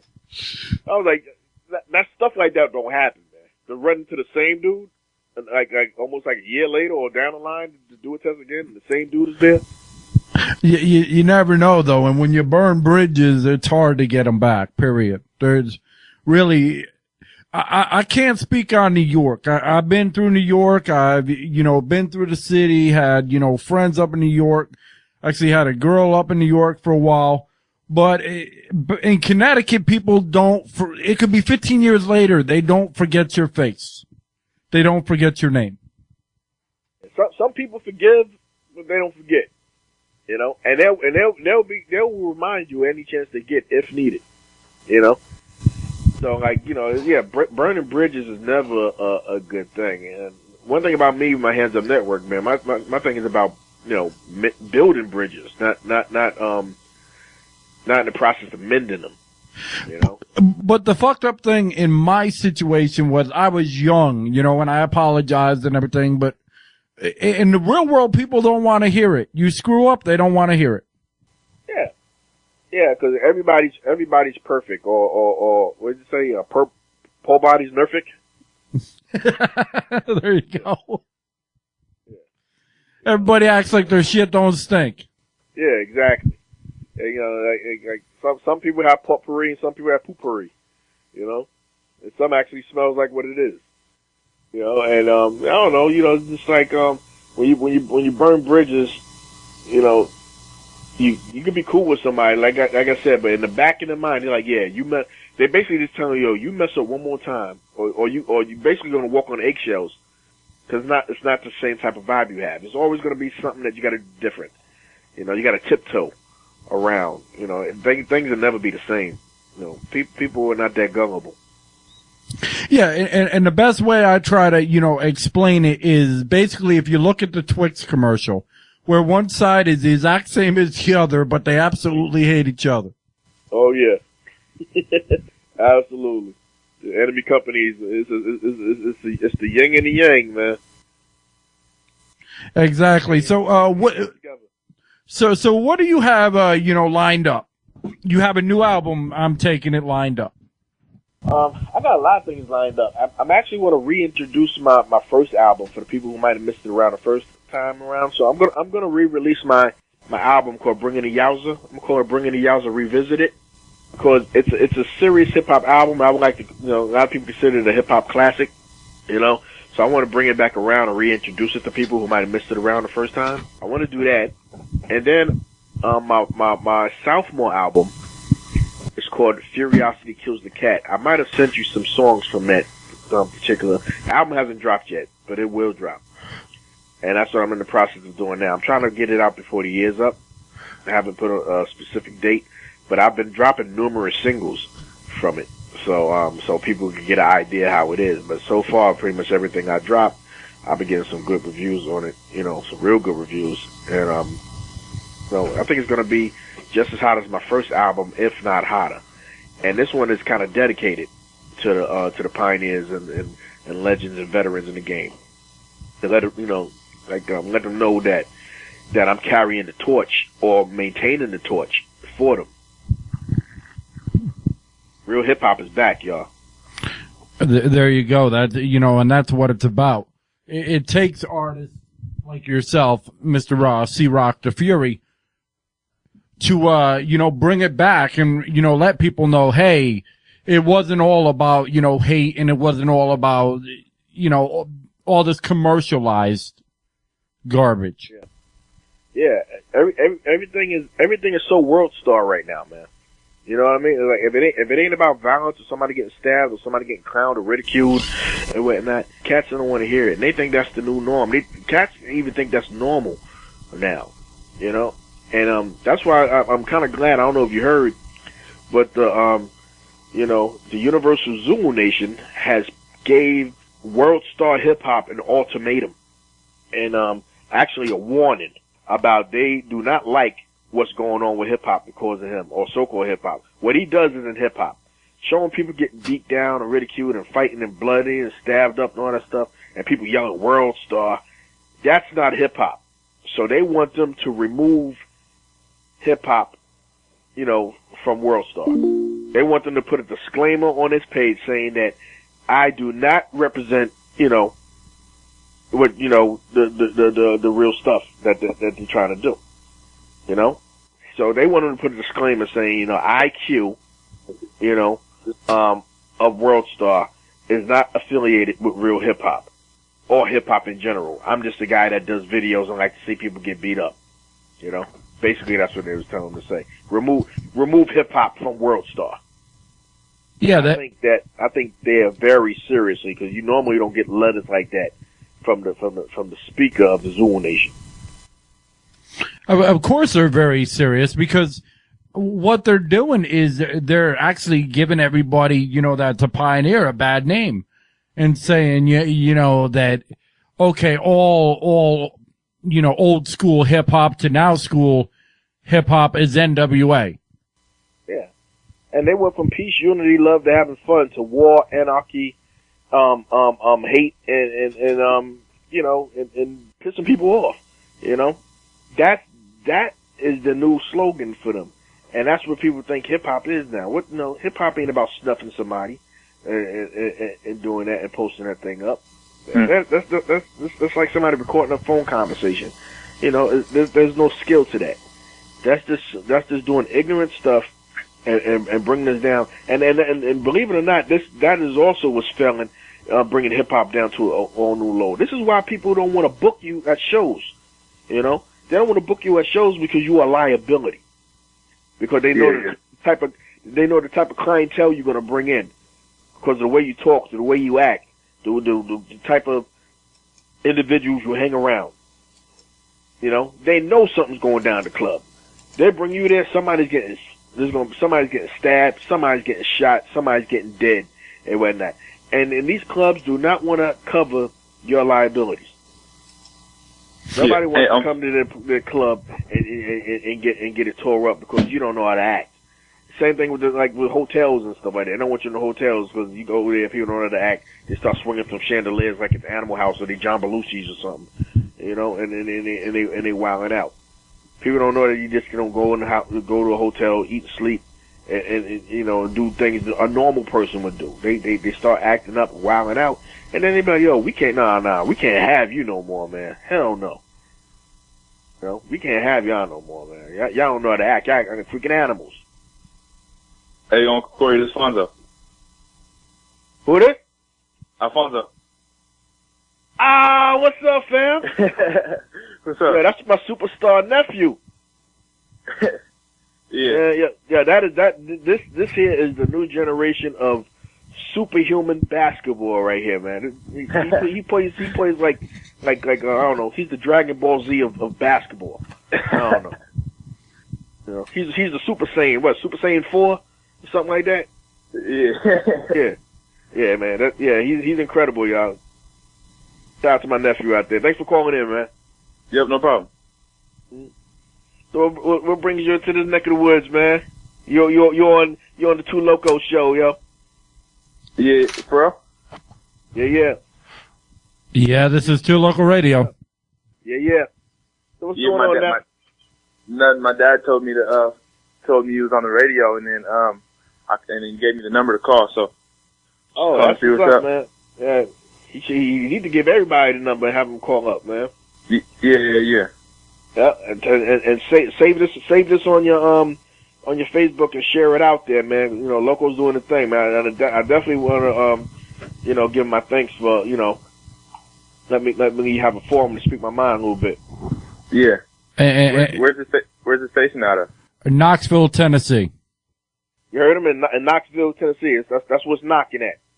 Yeah. That's the School of Hard Knocks over there. Yeah, well, the home of the UT Volunteers. Huh. What's your basketball team over there? UT. Oh. Not you. Your team. Oh, yeah. Talking about Tennessee. UT Volunteers. Tennessee Volunteers. You ever heard of that team? You wanna go over there and play them? Yeah, they cool. what conference is that? SEC? It sure is. Yeah, I like the SEC conference. I always wanted to go to Tennessee, man. Ever since I heard that Arrested Development song. I don't know why, man. I just wanted to. You know, like take me to another place. And I'm like, all right, let's go to Tennessee. Well, you know, not to do a promo for Tennessee, but if you ever came out here, you'd want to go to it's called the Smoky Mountains. It's a 9-mile strip of like everything you can imagine to do as far as fun. You said the Smoky Mountains? It's called the Smoky Mountains. You can YouTube it. You'd see what I mean. That sounds like something Snoop Dogg would go to.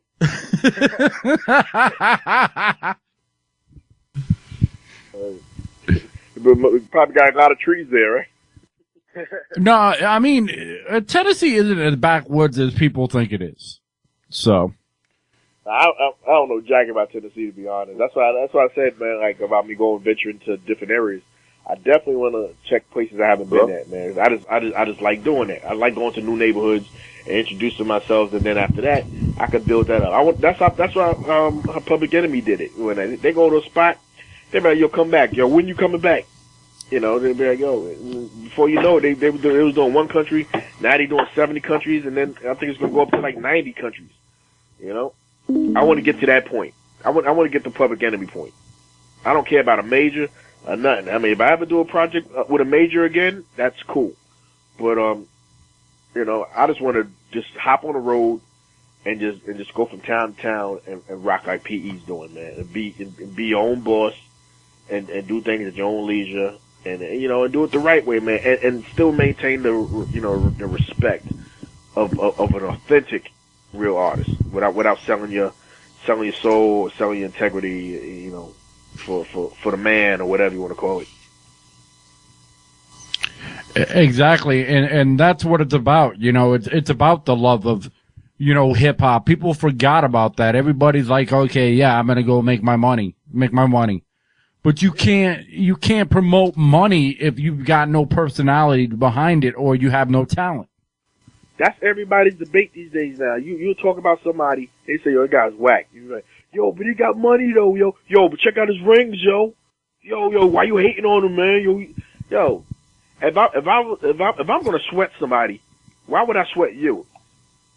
I would sweat, if it was all about the money, then why wouldn't I sweat Donald Trump? That means that Donald Trump is the best MC out there. You know, cause Donald got money, but Donald can't rap. Same thing as most of these people out in the game. They you know, they got jewelry and stuff, but they can't rap. Well, I'm supposed to sweat you because you got jewelry on? Jewelry don't do nothing for me. I'm not impressed by jewelry. I wonder if Donald Trump were to hold the mic and call himself a rapper, if he'd be the best known rapper ever. He'll be the illest in the game, and he'll get all the hip hop quotables. You know, yo, but you saw his house though, right? Start sweating him, man. You know. If that's the case, then Bill Gates is an iller MC than him. or what's the name? The owner of Facebook. He got to be the illest. You know, if they're just talking about money, what about the tycoon? What about the one that you know, with the Clippers? He got to be the dopest MC. You know? Exactly. The one who got, you know, Magic Johnson jacked. You know, he got to be the best MC out there. That dude's a billionaire. Wow, that boy, he must be rapping right. When you say it like that, it sounds dumb. And it is dumb. Because those who respond that way are dumb. You know? What does your money got to do with skills? You know? Skills pay the bills. Bills don't pay the skills. Exactly. And for anyone who has been listening, and I'll also, you know, put the link, you know, on the show, if you want to hear, you know, Cee-Rock the Fury, I actually wanted to have an interview and a discussion, which we're doing. If you want to hear his music, hey, go back to right beforehand, the music show. I played 4 of his songs. You know what I'm saying? Check it out. Listen to some music. Listen to the music section. And, you know, post your comments on the thing. And if you like what you hear, share it on Facebook and, you know, promote it through Twitter. Spread the word out, man. Cause like, we need stations like this in order for us to do what we're trying to do too. You know, we don't need big machines. We using machines, you know, that's independent thinking and think alike to a certain degree. You know, or have a common goal. Their goal is to put the word out. So that's what they're doing. And you know, and letting us use that forum is great. So big shout out again, man, to, you know, to Loco Radio, man, and definitely big shout out to Ray. You know, appreciate it. Well, thank you, man. Thank you. You know, the fact that you made that, you know, you did that drop for us, you know, is plenty thanks enough. I've been asking somebody for the longest time, and they thought I was meaning a full-fledged song. I was meaning, hey, just say, hey, that, you know, I'm on there with, 2 Loco, and I like, you know, 2 Loco, or check them out or something. That's good enough for me. Yeah, that's what's up. I think everybody should do that. You know, like when y'all do something for radio and whatnot. I mean, that's not asking for much. If they're playing your music, yeah, give them drops, man. One hand washes the other, both hand washes the face.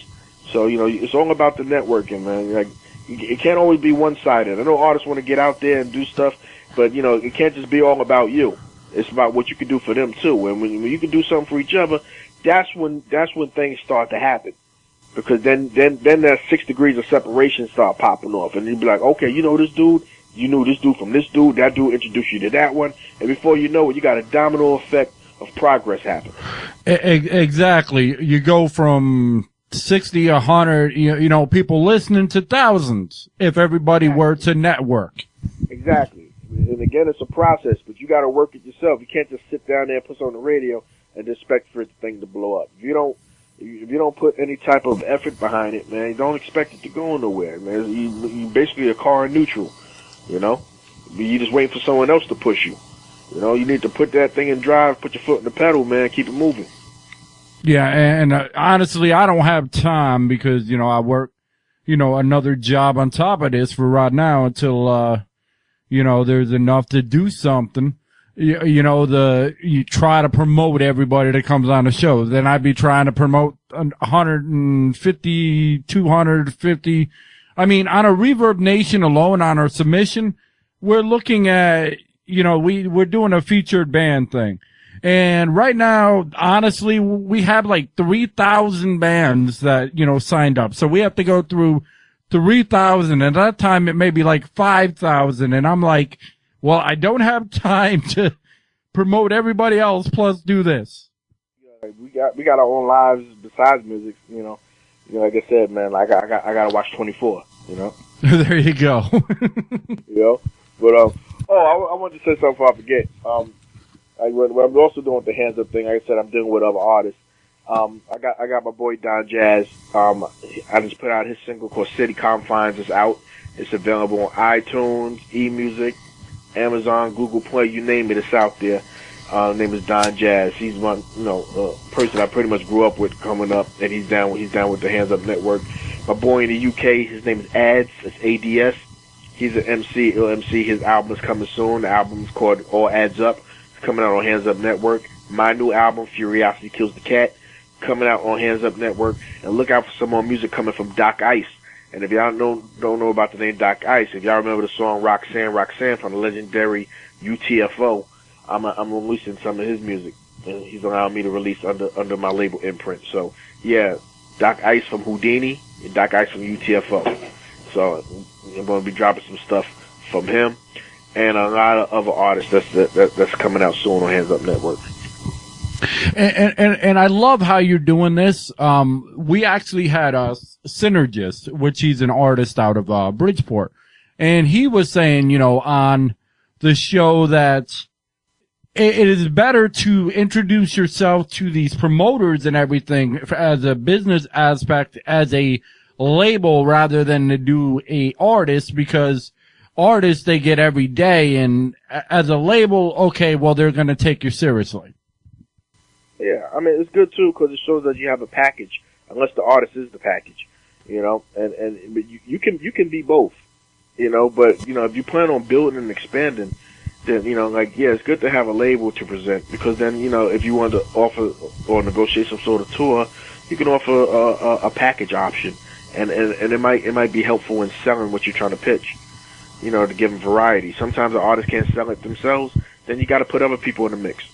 You know, and as long as you're able to make it happen, then that's a good thing. It's better to have people in the mix than to not have nothing pop off at all. So look at it that way. Some people are selfish on certain things or just want to do it themselves.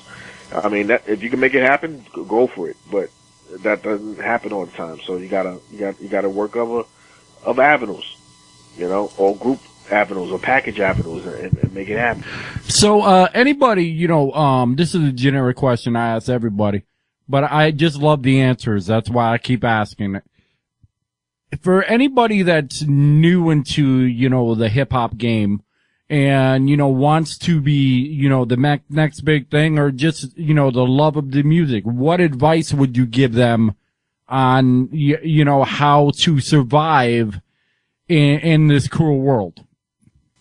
By stop being ignorant, you know, and blind to stop being ignorant and being stupid and being naive, you know, because common sense could go a long way when you recognize something. Sometimes when something is wrong in the air, you just know. Like, yeah, if there's a fire or something like that, you might smell a little smoke. You know, there's warning signs in the game, and there's warning signs on the radio right now. You know, and there's a fire burning. You know, and I'm trying to run away from that. You know, these artists need to, establish an identity, and they need to do research on what real hip hop is. What you're listening to on the radio is not hip hop. Just like World Star is not hip hop. You know, what you checking out is not hip hop. You do your research, understand what it is, where it came from, and understand why you're doing what you're doing. All right, the forefathers and the pioneers, they made a forum for y'all, and y'all don't have enough respect to do the research and understand it, and y'all like, oh, these guys are past their time, man. You know, that's like me giving me being a parent, and I give you my car. I'm giving the car to the son, and the son's like, well, you gave me the car to me, so and then he disrespects the car. You know, it's like, he gave it to you as a gift, but he expects you to take care of it or carry the torch with it, not to to defame it or to ruin it. And hip hop is becoming ruined because you got ignorant people running the show, and that's got to stop. And if I have it my way, man, it's going to stop. Handzup Network is part of that movement. Hey, Cee-Rock the Fury. Yo. We back again. I hear. Hey, are you seeing the comments being posted? Nah. What's going on? Oh, well, I'm saying, because we got some people that have been texting you some messages through the line, and I was wondering if they're coming through. They might be coming. Are they coming through? I don't know. I put my message through, but I don't see no. No, it's through the radio station. Right. I'm on the station now. I'm looking. I don't see it though. I'm not seeing nothing. Hey, I posted up. Oh, well, the messages are there. Alfonso, you there? Yeah, I'm here. Yeah. Oh, that's what's up? You got your net? Yeah, I'm trying to see where's the chat area at. Yeah, because we were sending the messages, and they saying they were sent. And we're trying to listen to it live, but it ain't coming on. He didn't say live. There's a link that you can listen to that plays some of my stuff. Oh, okay. You can't listen to it live right now, sir. Sure you can. I guess you can. All right, hold on. Wait, now I'll give it to you. Hold on 1 minute. Yep. All right. So, in case you're not trying to talk and you're just trying to listen and you sit back. Right, how do you do the chat? How do you do the chat section on your page? It's not. Okay. Oh, hold on. All right, I get what you're saying. Hold on 1 moment. Hold on one moment here. All right. I have Tasha Monroe says a great interview, and then I have Stacy. Major shout out to Taz. That's you right there. And I have Taz. I'm a big fan. I'm a big fan of Taz. I have. Yes, you saw it. Big fans of Tacoma shout out something. And I have Stacy says we love a man that puts it down and don't do us no foul language. You don't hear that no more these days. So all hands down to you and all the words that you speak. Go see Rock the Fury. We love you. Appreciate that. From Tacoma. Hands up to us. Oh, for sure. That's right. For sure, dude. Yep. Fonzo, want to say anything? No, I'm good. All right. I want you know, man. My nephew Fonzo, man. I think he's the next best in basketball, and I'm not just saying that because he's my nephew, man. I've seen footage on this kid, man. I'm scared of him. Like, Jordan got to see his footage, man. If I was able to get footage over to Jordan, man, he'll probably have his own sneaker at another point, man. And if you do get a big scholarship, man, you better save me some tickets for all your games. I want to see all that. Definitely. All right. All right. My nephew in years because he's on the other side of the planet. He's over there in Washington. I'm in New York. But I'm hoping to see him soon. All right, but you will. Yeah. So when the next album coming out? Album be out this year, but I got a lot of the singles. I got quite a few singles out, and they available. They're on iTunes, they're on Amazon, they're on eMusic, they're on Spotify, they're on Google Play, they're on all the majors out there. So like anytime I put something out, people always have access to it. All right, that sounds good. All right, but real good. But if you went on Spreaker.com, it's like a speaker but with an R. And then you, on Spreaker.com, you search Two Local Radio, or Two Local Radio Network. You'll see the interview, and it is live. Okay, there you go. That's what we needed.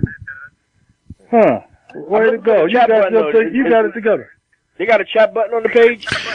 It looks like it's, coming off the comment section. Yeah.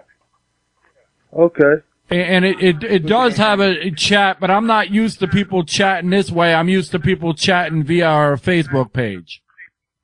Right. And through emails. All right, so, are the messages coming on the Facebook page now? You asking me? No, because what normally happens is people normally actually go on our page and, post something to us or, get us through an email. I'm not used to using this chat thing, but it is here, and you do have 2 messages, and they are correct. And I do apologize. Okay, that's what's up. I definitely appreciate the messages, y'all. Keep it coming. And like I said, man, it's like shout out to Two Local Radio, man. Make sure y'all check them out. They also on Reverb Nation. They on Reverb Nation too, man. At /2 Loco.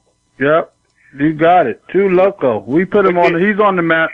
Yeah, click it and become a fan and share.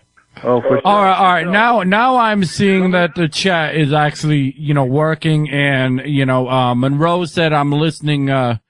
Miss Monroe said I'm listening live. So now it's working. So this is weird. Yeah, I just put that together for you. I seen the chat and then it disappeared. Oh yeah, we was hoping it was going through. Yeah, it definitely went through, but sometimes there's technical issues out of our control, and there's nothing we can do about that. All right. Yeah. Well, it sounds like it's working good now, though. Oh, that's good. That was working. So, and I just want to put out there, man. Anybody listening, promoters or anything, club venues out there, talent buyers.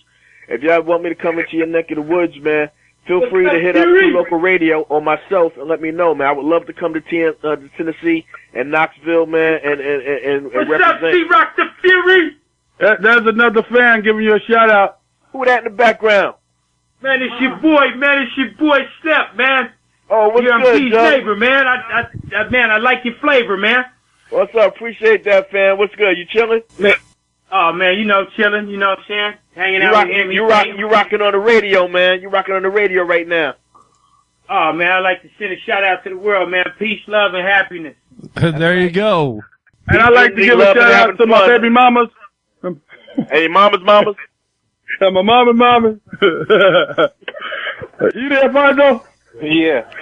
You just over there cracking up, aren't you? On my 14 children. Oh, shoot. It sounds good.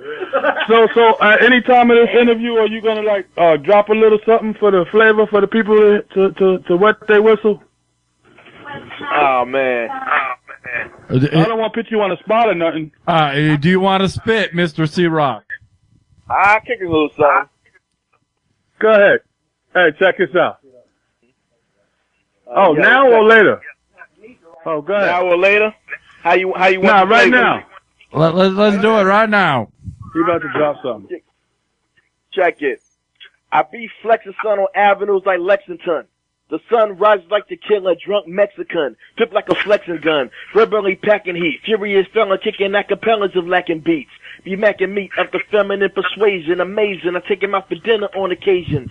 Feel the pain, got a fistful of silver rings. Hit you in the brain like a freight for killing things. Rhyme elevator comes the waiter, I'm spilling things. A fire breathing dragon thrown up, I'm spilling flames. The cats talk behind my back, use the villain names. Prepare your best threat if you suckers are feeling game. Your lights low, cannot shine with my brighter flow. Mashing up pole, tear the head goes like Idaho. I gotta go, but before I step, get off my diction, wanna beat and save your death to death. And yo, check it out the flow. I kick out the solo, go dolo with 2 Loco, radio, network, make the next work, make the next twerk, make the next work, flex, ready to rip it, kick the lyrical equipment. And I got the lyrical equipment, cause I'm all in it. Check this out, I'm not a poodle, not the voodoo. Share it with Twitter, Facebook, or the Google, or the Oozle, or the Uvu. That's the website. Kick the rhyme side, feeling the rhyme tight. I'm feeling alright. The follower, hitting you with the followers. 307, that's the number of the followers. 13,143. I chick over here, and I'll be sipping a 40G. Kicking naughty G. Doing my thing, lyrically saying hands up. Rolling with my mans up.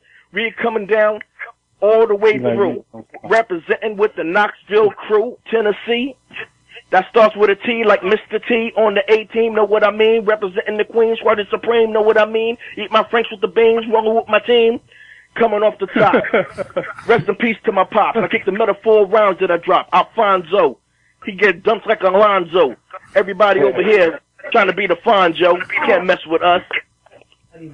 Get to the back of the bus, ready to bum rush. Suckers better hush. There you go. Nice. You making me want to go. Relentless, breaking out teeth like a dentist.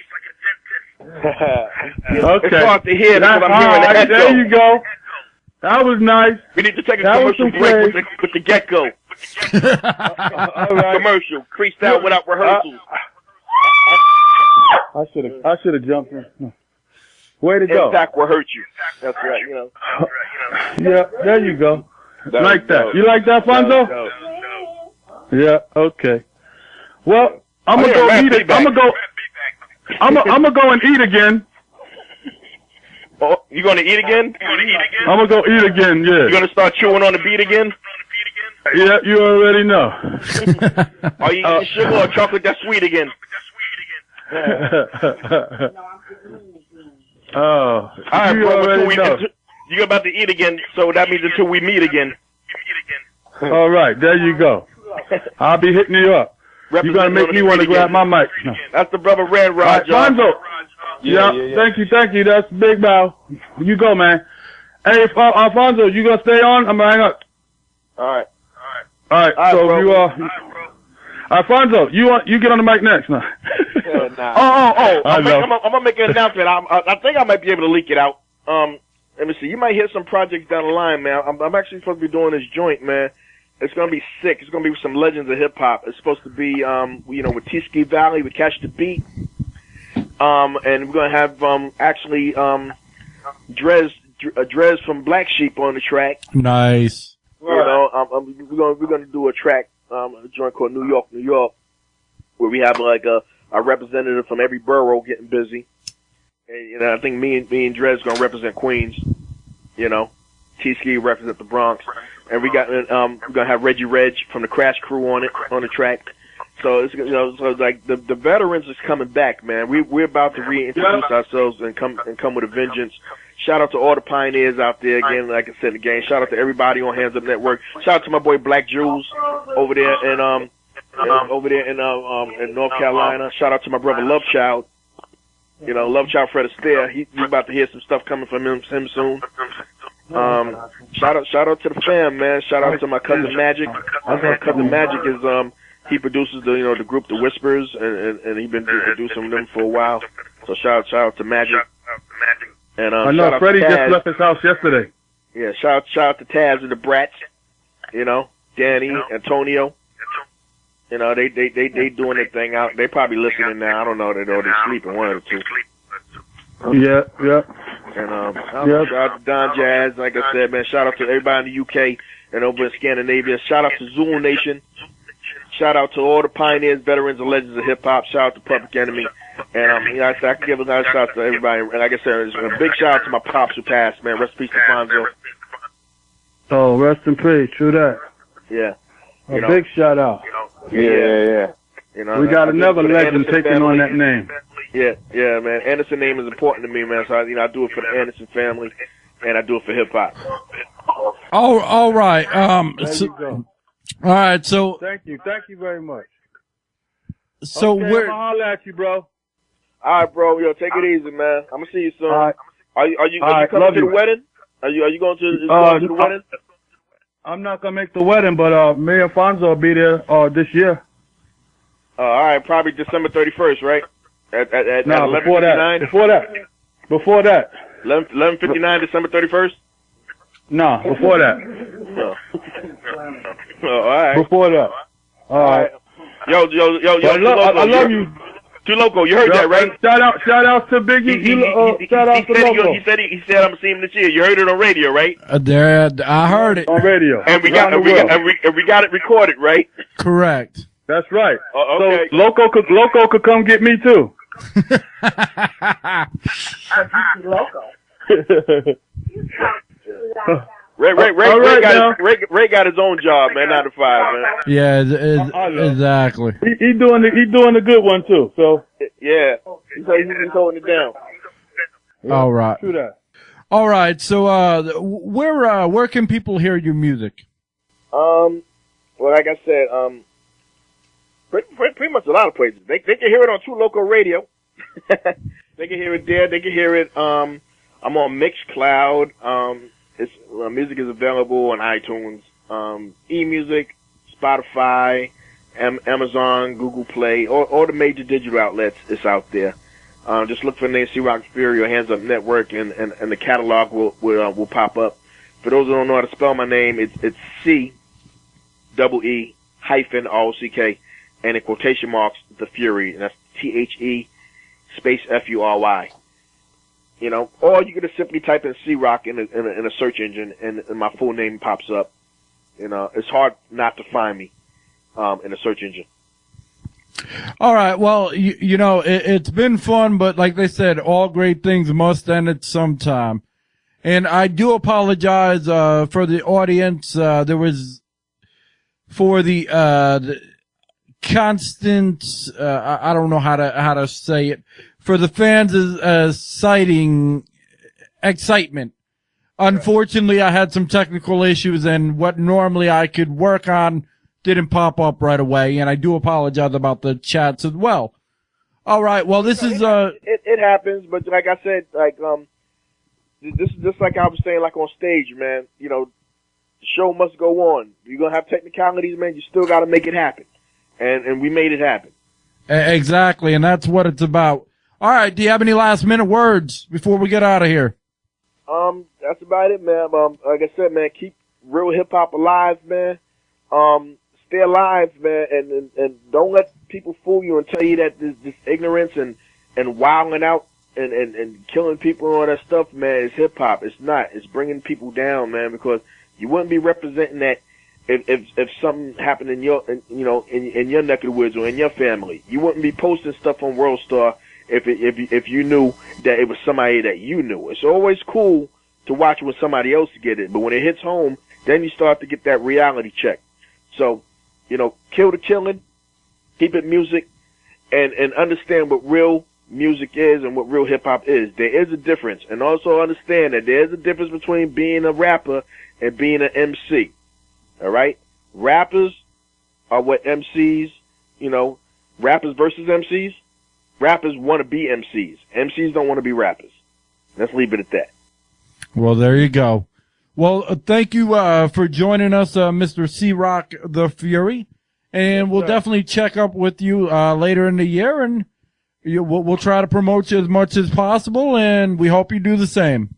No digs, man. You need any more drops of music, man, just holler at me, and I'll hit it your way. Remember, I got other artists, too, so if you ever want to interview them, we can set something. I can set something up for them, too.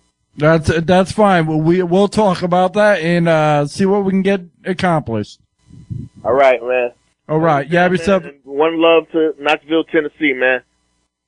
All right. Well, you have yourself a good night. You too, man. Woo! All right. Well, that was Cee-Rock the Fury. I'm gonna play one song actually from him, And if the volume is low by any chance, we've been having some technical issues. Not normal, but for some reason tonight it's been awful all night. But, like the show must go on, and here's word salad. We're going to end it with this after the song. We're done. You're listening to Loco Radio. This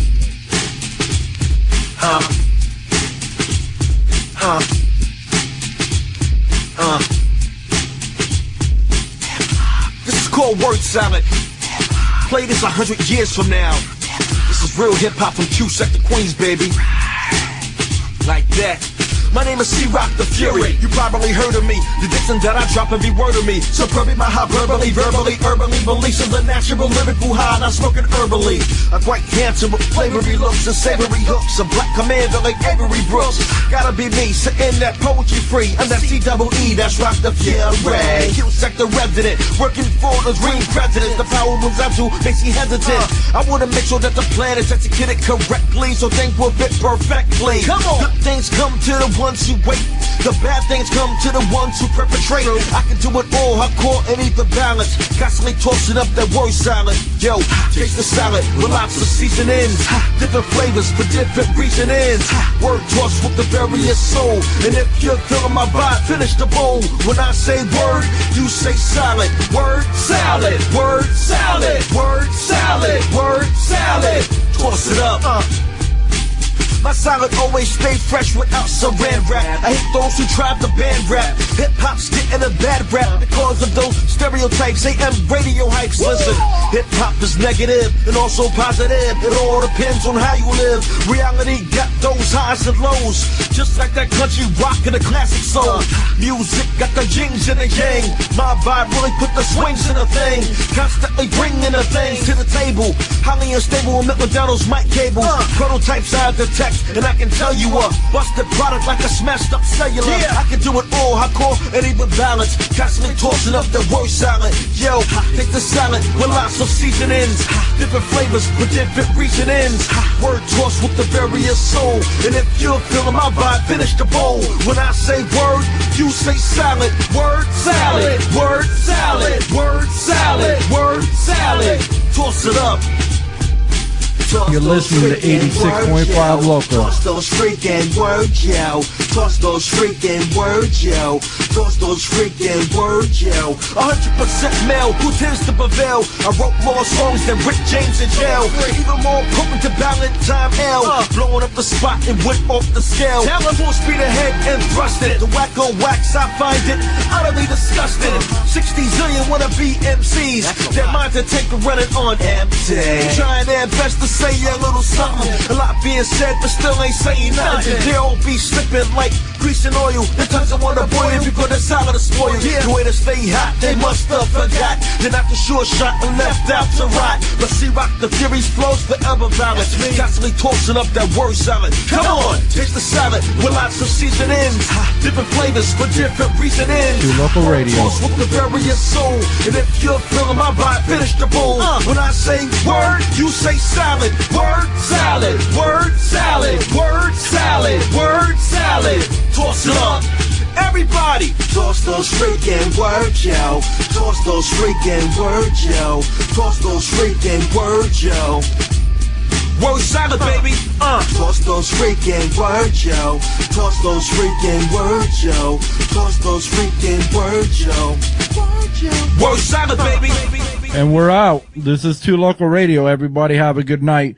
Once again, we very much enjoyed Cee-Rock the Fury. This is Ray. Y'all have a nice evening. Always remember to follow and share, and together, networking makes a difference. See ya. Wouldn't want to be ya. Peace. God bless.